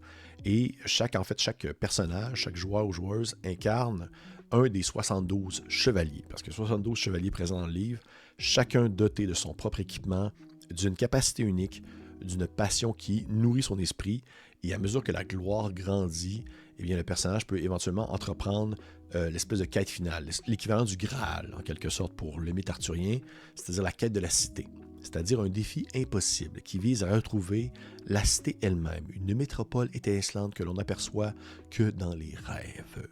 Et tout ça est maintenu par des règles épurées qui utilisent une mécanique pour de l'exploration, de Hexcrawl. Vous allez parcourir votre royaume, cartographié en hexagone, peuplé de mythes qui vont rélever plutôt lentement leur présage à mesure que vous allez traverser les terres. Vous avez 72 chevaliers possibles pour 72 mythes et qui garantissent en soi une surprise à chaque coin de ruelle parce que chaque mythe qui est proposé dans le livre, chaque quête ou aventure que vous pouvez, dans laquelle vous pouvez vous lancer, c'est jamais l'élément le plus simple au monde. C'est jamais, vous n'allez pas faire « je me bats contre une bande de gobelins, je me bats contre le chevalier noir qui est mon pire ennemi de toujours ». Non. Les choses qui sont présentes dans cet ouvrage-là, c'est poétique à un niveau difficile pour ce qui est du jeu de rôle, dans le sens où on va vous mettre de l'avant des situations qui ne peuvent pas uniquement se résoudre au fer de votre lame. Vous devez faire preuve d'ingéniosité, réfléchir, faire travailler en équipe pour comprendre les différentes ramifications qui expliquent la présence de tels mythes et éventuellement de trouver des solutions à ces mythes-là qui n'ont pas nécessairement de solution préétablie. Certains mythes n'ont pas de résolution. Certains mythes ne font qu'exister et vous devez trouver une façon de quand même les conclure. Et Mythique Bastion-Land a eu cette espèce de renouvellement en moi. Ça m'a vraiment comme rafraîchi le genre médiéval fantastique. J'ai jamais eu autant envie d'animer du médiéval fantastique depuis que j'ai reçu ce livre-là, alors que les personnages vont se lancer dans des périples qui ne s'expliquent pas simplement que par une petite aventure sur le coin d'une table. C'est des choses qui sont... Oh mon Dieu, c'est des choses qui sont... au-delà on va dire des simples problèmes terre-à-terre d'un chevalier moyen, là. Et selon moi, la plus grande force de Mythique Bastion-Land, c'est aussi sa plus grande difficulté, pas faiblesse. Ce jeu-là a très peu de faiblesse, à mon humble avis. Il y a des difficultés, parce que c'est un jeu qui va vouloir trouver un équilibre entre la structure de ce qui est proposé dans l'ouvrage, dans la façon de concevoir une aventure et de concevoir un mythe et de le mettre en pratique, mais aussi une certaine forme de liberté narrative, dans le sens où le jeu donne suffisamment de cadre pour guider l'histoire en laissant de la place à l'improvisation, et vous devez ainsi concevoir des choses par-dessus les mots-clés, par-dessus les prémices qui vous sont proposées dans l'ouvrage, et si vous êtes juste habitué justement à l'ambiance vanille D&D-esque ou autre jeu fantastique du genre, ça se peut que vous soyez désarçonné par les propositions en fait des mythes de Mythique Bastion-Land. Il y a des mythes là-dedans qui ne sont vraiment pas faciles à comprendre, décortiquer, voir le sens, quel est l'objectif. Et pour moi, je trouve que c'est magique, c'est incroyable parce que ça reflète vraiment cette espèce d'ambiance chevaleresque, un peu sombre en même temps, tout en étant très poétique, dans laquelle nous, en tant que simples chevaliers mortels, il y a des éléments de ce quotidien de ce monde magique qui nous entoure, qui vont au-delà de notre compréhension même. Il y a des choses qui nous dépassent, et c'est normal. Mais malgré tout, on est avide de gloire, on est avide de vouloir accomplir de hauts faits, et on va trouver une façon de résoudre ce problème, même si ce dernier défie toute loi logique de la nature et de ce qu'on est habitué de vivre au quotidien. Et justement, c'est un jeu qui, comme ça, encourage aussi de ne pas trop se poser de questions sur mais comment fonctionne le commerce, qui est à la tête de tel royaume, et quelles sont les ramifications géopolitiques de tel endroit, et comment géreront les pousses de tel champ et tout ça. Vraiment pas aller vers là, parce que là, on va trouver plein de choses qui ne fonctionnent pas. L'objectif de Mythique Bastion-Land, c'est de vivre des aventures. Vous vivez des aventures de chevalier. Vous vivez des choses qui... vous êtes focus sur votre tâche d'accomplir des quêtes, d'accomplir des hauts faits, de devenir quelqu'un d'important et de faire équipe avec vos autres chevaliers pour pouvoir réussir ce que vous souhaitiez entreprendre. Et peu importe la menace, vous allez surmonter. Vous allez la surmonter. Et vous êtes des chevaliers. Vous êtes des... j'allais dire motherfucking chevaliers. Vous êtes des vrais guerriers, là. Oui, c'est un jeu OSR dans sa mécanique, mais vous n'êtes pas des pecnos, vous n'êtes pas des pécards. Vous allez rencontrer des gens, et si vous avez des menaces devant vous, vous êtes capable de vous en sortir. Et je vous dis, je vais vous donner un exemple. Par exemple, j'ai fait animer une partie où le mythe que j'ai lancé au hasard, parce qu'on les lance au hasard, selon, bien entendu, la conception de notre royaume, j'ai lancé au hasard le mythe, et ça l'a donné la rivière. Et là, j'étais comme, OK. Et là, le mythe de la rivière, c'est que à mesure que le temps passe, il y a une rivière qui prend de plus en plus d'expansion. Elle grossit, elle grossit, elle grossit. Elle commence même à ensevelir des maisonnées, à faire couler des endroits. Et il y a des gens qui commencent à lui vouer un culte à cette rivière-là, qui commencent à lui donner de l'importance au-delà d'une simple rivière qui coule. Et c'est ça la prémisse. C'est ça le problème. Et là, les chevaliers sont comme... Mes chevaliers étaient comme... OK. Et ils essaient de trouver une solution à ce problème-là. Et ça a été en bonne partie de l'improvisation de ma part, parce que j'avais déjà, oui, fait la base, mais je n'avais pas la solution au problème.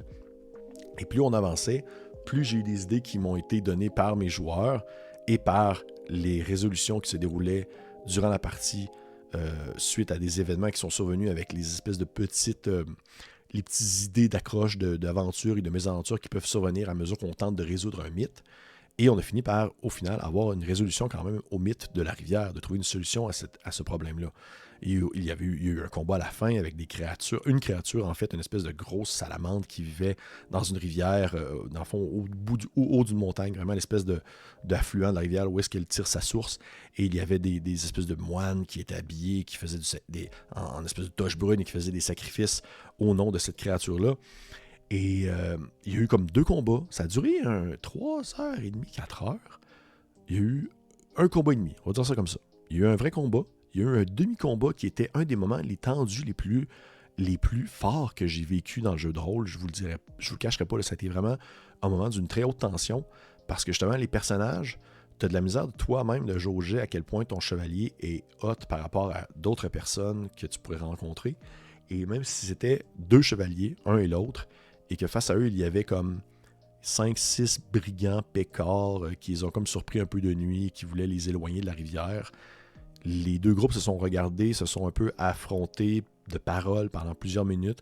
Il y a eu un seul coup qui a été donné, et c'était fini. Les pécards se sont enfuis, les villageois se sont enfuis. Et juste ce moment-là, je vais me rappeler toute ma vie, j'ai trouvé ça tellement fort. J'ai trouvé ça tellement puissant de vivre ça dans un... Et ce moment-là, c'est vécu de cette façon-là parce que le jeu encourage ce type d'ambiance-là, autant dans ses règles que dans son ambiance. Et là, je sais, je vais encore faire mon espèce de gros rabat-joie qui chiale et qui dit que le système a quand même de l'importance par rapport à l'ambiance reflétée en jeu et qu'on ne peut pas nécessairement reprendre D&D à toutes les sauces et espérer avoir le même résultat comme expérience de jeu. J'aurais pas vécu ça dans D&D. Je suis désolé, c'est comme ça. J'aurais pas vécu ça de cette manière-là dans D&D. Il a fallu que ça soit Mythic Bastion-Land. Et côté système de jeu, Mythic Bastion-Land reste relativement très simple, mais très complet. Dans le sens qu'il y a la gestion d'exploration des hexagones, la gestion d'un domaine, le vieillissement, ton chevalier vieillit avec le temps, les explorations des territoires, qui est très importante dans le contexte du jeu, les batailles de masse, comment gérer les batailles de masse, les saisons, comment gérer les biens, comment faire du troc aussi, comment engager des gens pour qu'ils vous suivent dans certaines aventures, parce que des fois, ça peut être nécessaire d'avoir engagé des espèces d'écuyers qui vont pouvoir vous accompagner dans vos aventures. Tout est géré très simplement. En fait, tout le système de jeu se décrit en quelques pages seulement, qui reprend en bonne partie Into the Odd. Donc, c'est 3 attributs. Vous avez un attribut qui est plus la force, un attribut qui est plus la dex, un attribut qui est plus lié à votre volonté. Et l'objectif, c'est de lancer le plus bas possible pour pouvoir accomplir vos actions. Mais au-delà de ces 3 attributs-là, il y a différentes petites mécaniques supplémentaires qui viennent dans le jeu, qui sont par exemple la gestion de votre capacité en soi de chevalier, parce que oui, chaque chevalier possède ses propres capacités. Et aussi à ce niveau-là, juste pour le dire, les chevaliers ont tous leurs thèmes. Et encore une fois, un peu comme dans Triangle Agency, on est au-delà du simple thème le chevalier de la gentillesse ou le chevalier des causes perdues. C'est vraiment plus comme, par exemple, le chevalier des masques ou le chevalier de la colombe ou encore le chevalier de la forge. Et ils ont tous un peu une capacité précise, un pouvoir qui leur est propre, des objets, de l'équipement qui leur est propre également aussi. Ils ont une passion, ce qui leur permet un peu de regagner en soi leur confiance, mais aussi leur volonté, justement, parce que ça reste que le jeu, puisqu'il est basé sur une Iliade, puisqu'il est basé sur justement cet ensemble de règles-là, plus les personnages avancent et plus ils font face à l'adversité, plus leurs caractéristiques peuvent baisser. Et donc, on va dire, les actions peuvent devenir plus difficiles à mesure qu'ils sont blessés, à mesure qu'ils ils ont perdu on va dire, certaines capacités, qu'ils ont perdu de la volonté. Bon, un dernier point sur Mythic Bastionland, parce qu'il faut que je termine éventuellement cette vidéo-là, là, mais je vais revenir. Dans une autre capsule, je vais reparler de Mythic Bastionland pour mettre de l'avant certaines facettes du jeu que je trouve absolument incroyables. 2 derniers points. En premier lieu, la conception de royaume.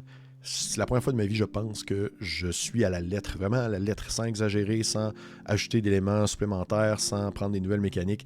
J'ai suivi à la lettre la conception d'un monde dans Mythic Bastionland pour créer un royaume, créer l'endroit que les personnages vont explorer, et en implantant à certains endroits, justement, les espèces de prémices des mythes que les personnages peuvent aussi également affronter. C'était magique. On a vraiment l'impression de concevoir quelque chose. On a vraiment l'impression de créer un monde mythique.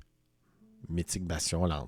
On a vraiment l'impression de créer un monde qu'on veut explorer, les recoins, voir qu'est-ce qui se cache, voir c'est quoi les prémices, c'est quoi les petits indices qui nous laissent présager qu'un mythe se trouve pas si loin que ça, et de découvrir comment est-ce que les habitants des environs vivent avec ce dit mythe-là autour d'eux.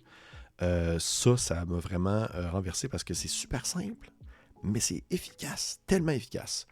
Quelques jets de dés, une paquet de tables aléatoires, des mots-clés qui sont très bien choisis pour pouvoir justement laisser présager ou du moins inspirer sur le moment.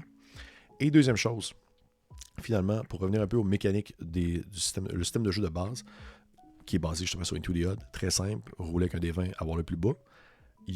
Chris McDowell a ajouté une petite mécanique de combat dans la base de sa mécanique de combat qui est, à mon sens, tellement bien pensée, tellement intuitive, qui rajoute pas une complexité, mais une profondeur à une mécanique tellement déjà très simple, des fois trop simple, de mon humble avis, mais justement, cet ajout-là la rend, à mes yeux, parfait. Et en soi, pour la petite histoire, lorsque vous souhaitez attaquer quelqu'un dans un jeu inspiré par Mythic Bastionland ou Into the Odd, ou même justement Cairn qui est basé là-dessus, vous ne lancez pas de dés pour faire votre action de combat. Vous ne lancez pas votre dé pour savoir si vous touchez. Vous touchez, tout simplement. Vous touchez votre adversaire. Et là, l'ajout en soi dans Mythic Bastionland, c'est la même chose. Et comme dans les autres jeux, si vous avez plusieurs personnes à attaquer la même cible, ou si vous attaquez la même cible avec plusieurs armes, par exemple, eh bien, vous lancez plusieurs dés, mais vous n'en gardez qu'un seul, le plus élevé, pour faire les dégâts. Donc, si, admettons, vous êtes sur un cheval et que vous avez un bouclier et dans l'autre main une épée, que vous battez contre peu importe quelque chose d'autre, peut-être même un autre chevalier, et que votre cheval peut comme donner un coup de sabot pendant que vous donnez un coup de bouclier, et vous pouvez ensuite faire une touche avec votre épée, eh bien, vous pouvez lancer 3 dés de dégâts, par exemple. Mais les 3 dés de dégâts, vous n'en gardez qu'un seul, le plus élevé, pour faire les dommages, justement. Mais l'affaire, c'est que les 2 autres dés, normalement, on les retire tout simplement. Et c'est fini. Sauf que dans Mythic Bastionland, il y a une mécanique en soi de manœuvre que vous pouvez faire avec vos dés supplémentaires qui ne sont pas comptés dans les dégâts. Des manœuvres qui, en soi, vous permettent de soit désarmer votre adversaire, le faire reculer, affaiblir son arme pour un tour, le désarmer même complètement, le faire tomber sur le sol. Bref, il y a comme plusieurs possibilités de faire des dégâts supplémentaires. Et pour pouvoir faire ces manœuvres-là, il faut que vous ayez 4 ou plus sur le dé de dégâts que vous avez lancé. Donc, si par exemple on reprend le concept du chevalier sur son cheval, eh bien votre sabot fait peut-être 3, votre bouclier, admettons vous avez réussi, vous faites 4, avec votre épée vous faites un 6. OK, votre sabot, eh bien c'est un 3, il est perdu. Vous ne pouvez pas rien faire avec ça, c'est retiré, c'est pas les dégâts les plus élevés non plus, puis c'est pas assez élevé pour faire une manœuvre. Mais avec votre bouclier, vous pouvez dire « OK, je vais prendre mon bouclier pour affaiblir son arme, comme baisser son arme pour que ses dégâts soient moins forts la prochaine fois, et faire mes dégâts avec mon épée. » Et voilà, c'est aussi simple que ça. Vous avez gardé le dé pour les dégâts, et l'autre dé est utilisé pour faire les manœuvres. Et juste ça, là, oh wow! Que ça crée une synergie dans un combat, que ça crée c'est tellement dynamique, là. C'est tellement dynamique, surtout que vous allez vouloir vous entraider entre personnages, entre chevaliers. Donc, vous allez vouloir être stratégique dans vos manières de concevoir, ou du moins dans la manière d'affronter une menace. Mettons que vous vous battez contre plusieurs personnes, vous allez vous dire, OK, je vais aller sur la gauche, sur le flanc gauche pour aller attaquer telle personne. Toi, viens avec moi, comme ça, on va être les deux dessus. Et les dés supplémentaires qu'on va utiliser, bien, on va pouvoir faire des manœuvres avec ceux-là, mais en espérer au moins avoir un dé assez haut pour faire des dégâts assez conséquents. Et les autres personnes vont pouvoir aller sur quelqu'un d'autre. Donc, il y a vraiment comme une distribution d'importance sur qui est-ce que vous donnez de l'attention dans un combat, parce que vous souhaitez quand même lancer plusieurs dés afin de faire des manœuvres, afin de faire des effets supplémentaires en plus des dégâts de base. Et ça, c'était le combat de Mythic Bastion-Land. Un segment du combat, une partie du combat. Mon numéro 2, numéro 1, c'est comme pas trop clair encore, lequel des deux que je préfère entre lui ou l'autre. C'est un bijou, un chef-d'œuvre, rien de moins. Chef-d'œuvre 2025. Je vous conseille fortement, si vous aimez un tant soit peu l'aventure chevaleresque, parce que c'est ça aussi, c'est à la sauce arthurienne. Vous vivez des chevaliers, vous faites des hauts faits. Vous savez, tout à l'heure, je parlais de Valley of Flowers. C'est à cause, entre autres, de Mythic Bastion-Land que Valley of Flowers est plus haut dans ma liste. Parce que les deux vont un peu taper dans des sujets un peu semblables. Mais Mythic Bastion-Land, dans mon humble avis, l'utilise encore mieux. Tout simplement. Donc, Mythic Bastion-Land, mon numéro 2. On en reparle en 2026. Jury craché. Et finalement, mon numéro 1 de l'année 2025, le jeu de rôle qui m'a le plus marqué cette année, ou du moins dans ceux qui m'ont le plus marqué, parce que encore là, voyez-vous, j'enregistre puis je jongle dans mon numéro 2 et mon numéro 1. Les deux ont des thèmes qui peuvent se ressembler, mais aussi des différences assez palpables. Il s'agit de Dolmenwood. Dolmenwood, my God, ce jeu-là, ce produit-là, parce que c'est un jeu complet. Présentement, ce que je tiens dans mes mains, c'est le livre de campagne, qui est un fichu de gros bouquin, mais vous pouvez également aussi mettre la main sur un livre de joueurs ainsi qu'un bestiaire. Je trouve que les trois vont ensemble, l'un ne va pas sans l'autre, et c'est une claque totale sur des points qui habituellement ne sont pas les éléments les plus importants pour moi, mais dans le contexte de Dolmenwood, c'est une exception. C'est vraiment une exception. Et je vais prendre le temps d'en parler un peu. Je vais en revenir aussi également en 2026. C'est sûr et certain, je vais essayer de faire à la limite, au minimum, un actual play. Faire des critiques, probablement des 3 livres de base. J'ai reçu ces livres-là mi-décembre. C'est vraiment mon dernier coup de cœur de l'année. Et justement, à un point où je me disais à un certain moment, est-ce que c'est juste mon rush de nouveautés qui vient me toucher, qu'au final, c'est pas si bon que ça. C'est pas mal ça que j'ai lu pendant tout le temps des fêtes, et que j'ai fait jouer aussi pendant le temps des fêtes. Et d'un côté, on a Mythic Bastion-Land qui propose la création d'un royaume qui est en quelque sorte improvisé sur le moment, conçu selon certaines règles précises aussi également, certaines consignes qui permettent de respecter en soi l'ambiance qui est attendue de Mythic Bastion-Land, l'espèce de table ronde arthurienne étrange, un peu cryptique et bizarre, mais en soi, tout ce qui tourne autour de ça, on le conçoit, c'est pas préécrit, c'est des tables aléatoires sur lesquelles on va piger nos choses et sur lesquelles on s'inspire. Pour ce qui est de Dolmenwood, on est très loin de ça. Dolmenwood, l'univers est complètement complet. L'univers, il est là. En soi, c'est pas gros, c'est une forêt. Dolmenwood, c'est une forêt. C'est une forêt avec tout le nécessaire qui est séparée en plusieurs hexagones. Et cette forêt-là pourrait se trouver dans un autre monde, par exemple. Pourrait se trouver dans un monde, votre monde, que vous pourriez inclure la forêt de Dolmenwood dans votre monde. Mais c'est complet. Il y a tout le nécessaire. Tout est là. Il manque rien aux petits détails près. Là. Tout est là. Et habituellement, c'est un peu ça la particularité, c'est que c'est pas le genre de choses qui m'intéresse beaucoup. J'aime ça quand même concevoir. J'aime ça quand même inventer un peu par-dessus quelque chose sans avoir l'impression de dénaturer la chose sur laquelle je construis. J'aime ça respecter quand même les consignes préécrites, comme le fait Mythic Bastion-Land, comme me propose Mythic Bastion-Land. Mais Dolmenwood, j'irai pas commencer à concevoir plein de choses par-dessus ce jeu-là, parce que, du moins, à une certaine limite, je dirais, parce que, justement, il y a tellement déjà d'affaires de précis, de concis, de présentés, que j'aurais vraiment peur de contredire certains éléments qui, en mon sens, auraient tellement du sens et qui sont tellement riches et bien présentés et exploitables en jeu.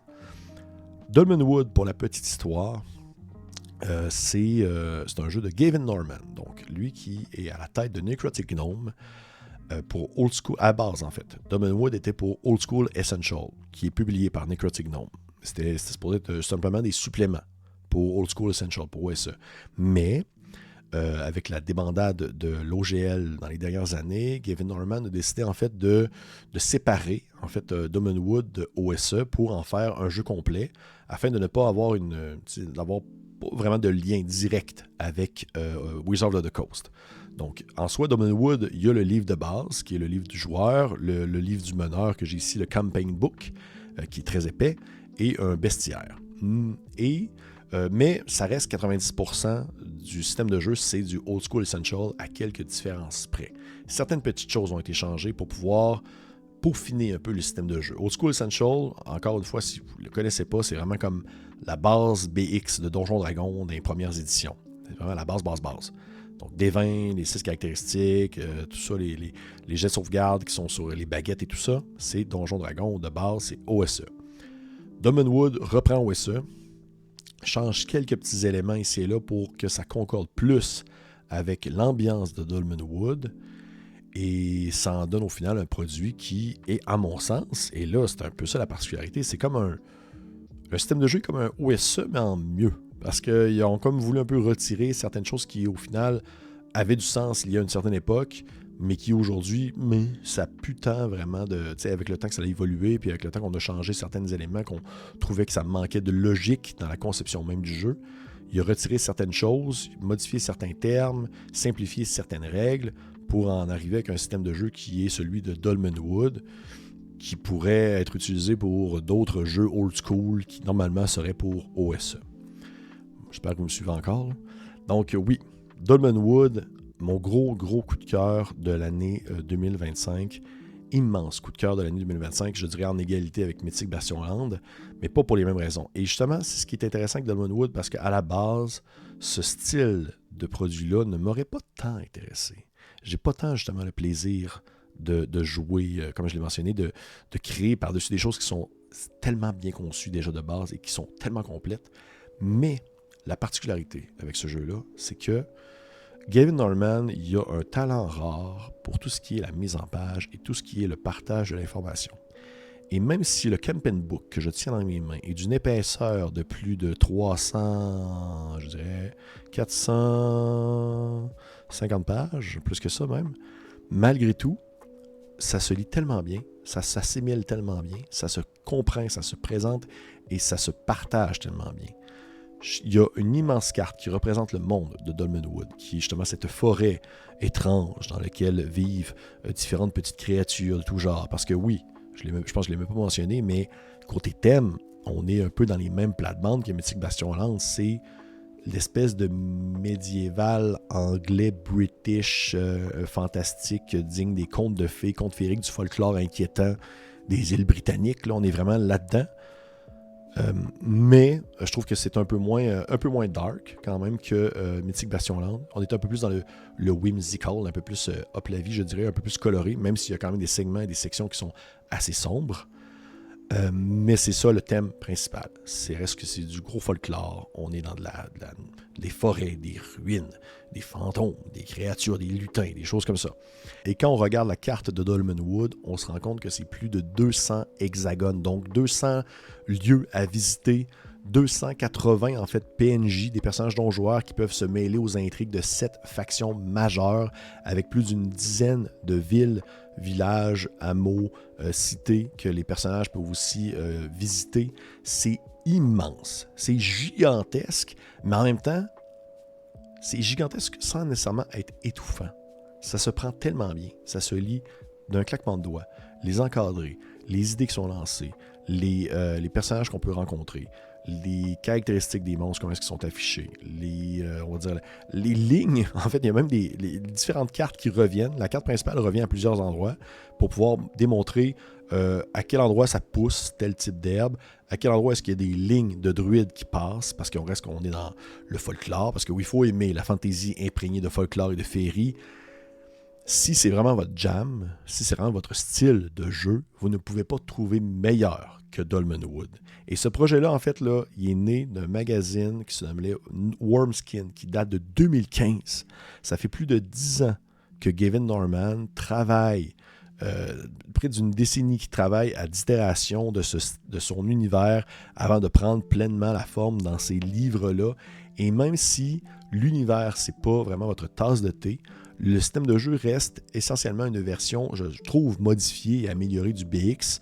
Donc, c'est vraiment facile d'intégrer ce système-là à d'autres styles de jeu ou d'intégrer des éléments en fait de l'univers de Dolmenwood à d'autres jeux OSR, à votre rétro-clone préféré que vous préférez mettre de l'avant plutôt que OSE, ou de même de concevoir votre univers de jeu et d'intégrer dans votre univers de jeu des éléments de Dolmenwood qui proviennent de tel hexagone ou de tel personnage non joueur, de telle faction. Il y a du stock là, à n'en plus finir. Et normalement, justement, encore une fois, et je me répète, c'est pas le genre de choses qui m'aurait comme charmé, mais Gavin Norman a tellement des bonnes idées, a tellement des bonnes manières de... En fait, c'est ça, c'est une combinaison, ça paraît que ça fait longtemps que j'enregistre, là. C'est une combinaison de bonnes idées avec une bonne façon de les présenter. Et pour démontrer en quoi Dolmenwood est un exemple parfait de cette combinaison gagnante entre façon de présenter l'information et idées rafraîchissantes, j'ai pris un hexagone comme ça au hasard. J'ai ouvert la page, tout simplement, du livre de campagne. Ça tombait sur le 310, donc l'hexagone 0310 de Craven Mons. Et là, je vais vous faire afficher à l'écran, qui provient de la page du PDF, de l'hexagone en soi, pour que vous ayez une idée du visuel, de comment est-ce que l'information est partagée. Chaque page, en fait, lorsque c'est le temps de présenter, en fait, le territoire de Dolmenwood, chaque page représente un hexagone. De Craven Mons, l'hexagone 0310. On a un petit affichage avec l'espèce de section de la carte avec l'hexagone, une petite illustration un peu thématique qui présente cet endroit-là qui a de l'air assez lugubre, une espèce de caverne qui a une face un peu humanoïde. Un premier encadré qui représente le terrain de l'hexagone. Donc, on parle d'une forêt un peu mélangée avec le type de rencontre qu'on pourrait faire dans cet hexagone-là si on se perd ou si on se déplace.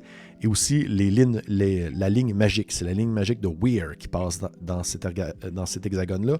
Et selon l'endroit où vous êtes situé, s'il y a une ligne magique qui passe à cet endroit-là, les lignes druidiques en quelque sorte, ça peut influencer la manière dont les sorts que vous allez lancer vont se matérialiser. Et ça, je trouve ça vraiment cool aussi. C'est une des nombreuses idées excellentes qui provient de Dolmenwood. Et là, en haut de la page, il y a le titre.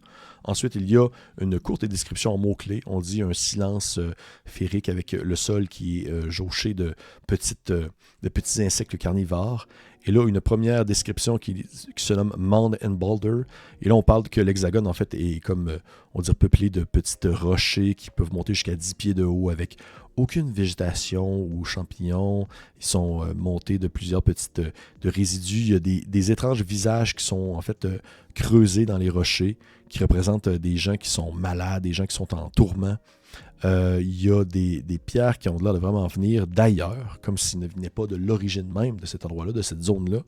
Et là, il y a une petite histoire qui nous raconte un peu l'origine de Craven Mons, d'où est-ce que ça vient, qu'est-ce qu'il y avait là dans le temps, parce que oui, l'histoire est très importante dans Dolmenwood. Il y a tout le temps qu'est-ce qu'il y avait auparavant, parce que vous allez souvent visiter des ruines, vous allez souvent visiter des endroits, des lieux qui sont très imprégnés d'une vieille histoire qui date d'une autre époque.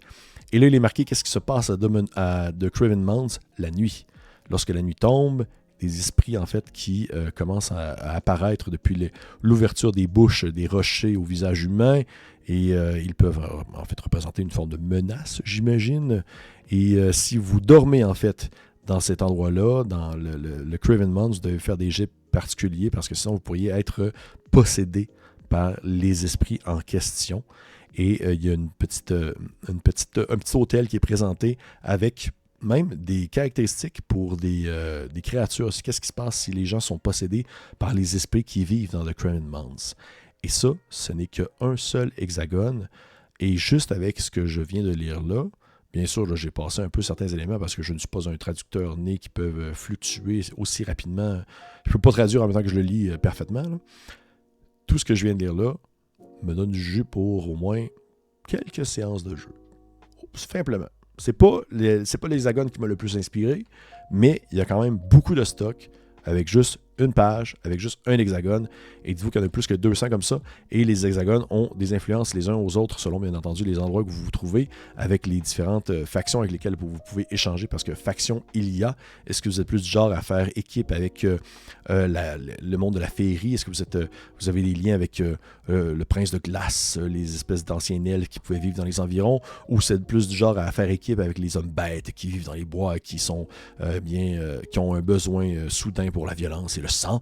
Ou peut-être êtes-vous plutôt un humain qui provient d'une de ces nombreuses villes humaines des environs et qui tente de tirer profit des différentes opportunités qui se présentent à lui? Vous pouvez aussi être un chevalier, parce que oui, il y a bien sûr ce thème-là qui revient, comme dans Mythic Bastionland, la possibilité de jouer un chevalier qui travaille pour une de ces grandes maisons glorieuses qui sont éparpillées un peu partout dans Dolmenwood. Il y a des choses à faire dans Dolmenwood. Il y a des choses à faire, à découvrir, illustré avec brio, tout en couleur ou en noir et blanc old school. Un terrain de jeu immense qui ne voit pas le bout. J'en vois pas le bout de ce terrain de jeu-là. Ça m'a tellement inspiré, ça m'a tellement donné le goût en fait de jouer là-dedans. Et ça, pour moi, c'est une des plus grandes réussites que je pouvais, en fait, qu'un jeu de rôle peut m'offrir, c'est me donner le goût de jouer dans son univers. Parce que c'est ça, si vous suivez un peu la chaîne de Co-Critique, vous savez que souvent, lorsque je joue une partie, lorsque j'anime une partie, soit que c'est un univers maison, ou que c'est un univers qui préexiste, mais qui est très comme cloîtré, qui est très encadré, géré par vraiment une petite prémisse, un petit terrain très prédéfini. Là, on ne va pas explorer plus loin la zone de jeu. On est vraiment dans une petite zone, un peu comme le secret du Rocher Noir. Ça reste que c'est dans les îles Salamandres. On ne va pas au-delà de ça. Mais Dolmenwood, c'est du gros terrain. Là. On se déplace, on visite des choses, il y a des affaires à tous les bouts de champ, il y a tout le temps des choses à découvrir, des secrets à mettre de l'avant. Gavin Norman a vraiment mis son corps et ses idées là-dessus pendant, justement, comme je l'ai mentionné tout à l'heure, plus de 10 ans, en proposant un univers qui est à la fois rafraîchissant parce que c'est très étrange, c'est vraiment particulier. On n'est pas juste dans du fantasy whimsical de fées et de féerie, là. Il y a des concepts particuliers, des concepts bizarres, des monstres qui s'expliquent seulement en le voyant. Là. C'est très difficile à décrire. Et d'un côté, autant justement c'est très rafraîchissant, autant je sais que ça peut refroidir certaines personnes. Il y a déjà, je le lis sur Internet, là, j'ai vu beaucoup de retours. Autant il y a du monde qui capote bien raide là-dessus, là, qui sont vraiment corps et âme vendus pour Dolmenwood. Autant certaines personnes, pour eux, c'est trop bizarre. C'est trop particulier, c'est trop niché. C'est trop un univers personnel à l'auteur. Je peux comprendre. Parce que je suis exactement ce type de personne-là qui a de la difficulté avec les univers personnels et les univers qui ont de la difficulté à être, on dirait qui sont difficiles à prendre en main. Sauf que Dolmenwood est justement cette exception. Dolmenwood est un monde qui me donne envie d'explorer. J'ai le goût de faire explorer Dolmenwood. J'ai le goût d'utiliser les ressources qui me sont proposées par cette mise en page-là impeccable, par les informations qui sont impeccablement partagées, qui sont peaufinées à un point là, que tu le vois que ça fait longtemps que le gars travaille là-dessus, et de les utiliser à bon escient pour faire respecter cet univers-là. Puis me donner le goût de faire ça, en mon sens, c'est un coup de maître qui ne se répète pas plusieurs fois dans une vie. Je ne pense pas que ça va m'arriver plusieurs fois, mais Dolmenwood le fait, et c'est pourquoi c'est mon numéro 1 en 2025. Et cerise sur le sundae, c'est cerise sur le tout, là, sur le dessert, dis-je ainsi. En plus de tout ce que propose Dolmenwood de base, dites-vous que Gavin Norman a sorti des aventures qui sont compatibles pour l'univers de jeu. Et de base, Gavin Norman il écrit des aventures qui sont vraiment top gun. qui sont vraiment super bonnes. Winter Daughter, c'est lui qui était à la base pour OSE, qui avait été adapté pour Dolmenwood. Il en a écrit, genre, je pense, 3 ou 4 autres comme ça, qui sont disponibles à l'achat, qui se permettent d'explorer l'univers de Dolmenwood, des sections précises de l'univers de Dolmenwood, de cette espèce de grand territoire-là à explorer. Et c'est tellement bien écrit. C'est du old school, c'est de l'exploration, c'est du dungeon crawl. Il y a un petit peu d'horreur, un petit peu de magie, un petit peu d'étrange, et un peu de tout. C'est très rustique. Moi, ça me parle. J'aime ça. Ça me jase. C'est bien écrit, c'est bien affiché. Tout est là. Dolmenwood, vous avez rien vu qui ressemblait à ça. Ben, en fait, ça ou Mythic Bastionland, les deux, je vous dirais que c'est des choses qui sont assez nouvelles. Donc, hey! C'est voilà! C'est terminé! Mon top 10 de l'année commence à faire sombre. Ça fait tellement longtemps que j'enregistre qu'il fait sombre chez nous maintenant. J'espère que vous avez apprécié ça. J'espère que vous avez aimé ce tour d'horizon de mes gros coups de cœur de l'année 2025. Je suis curieux de connaître, vous, vos coups de cœur. Qu'est-ce qui vous a charmé? Qu'est-ce qui vous a donné le goût cette année? Dans vos nouveautés, dans les nouvelles choses? Qu'est-ce qui vous a vraiment titillé l'intérêt, attiré le regard, qui vous a charmé le cœur, qui vous a donné le goût de danser sur un pied puis de jouer au jeu de rôle de l'autre? Dites-moi tout en commentaire, je suis complètement en train de virer fou, ça fait trop longtemps que j'enregistre. Et si jamais ce n'est pas fait, je vous encourage de liker, partager, commenter, laisser un petit pouce vers le haut. Et pour les autres, on se dit à la prochaine et je vous souhaite encore une fois une très belle année 2026. Au revoir.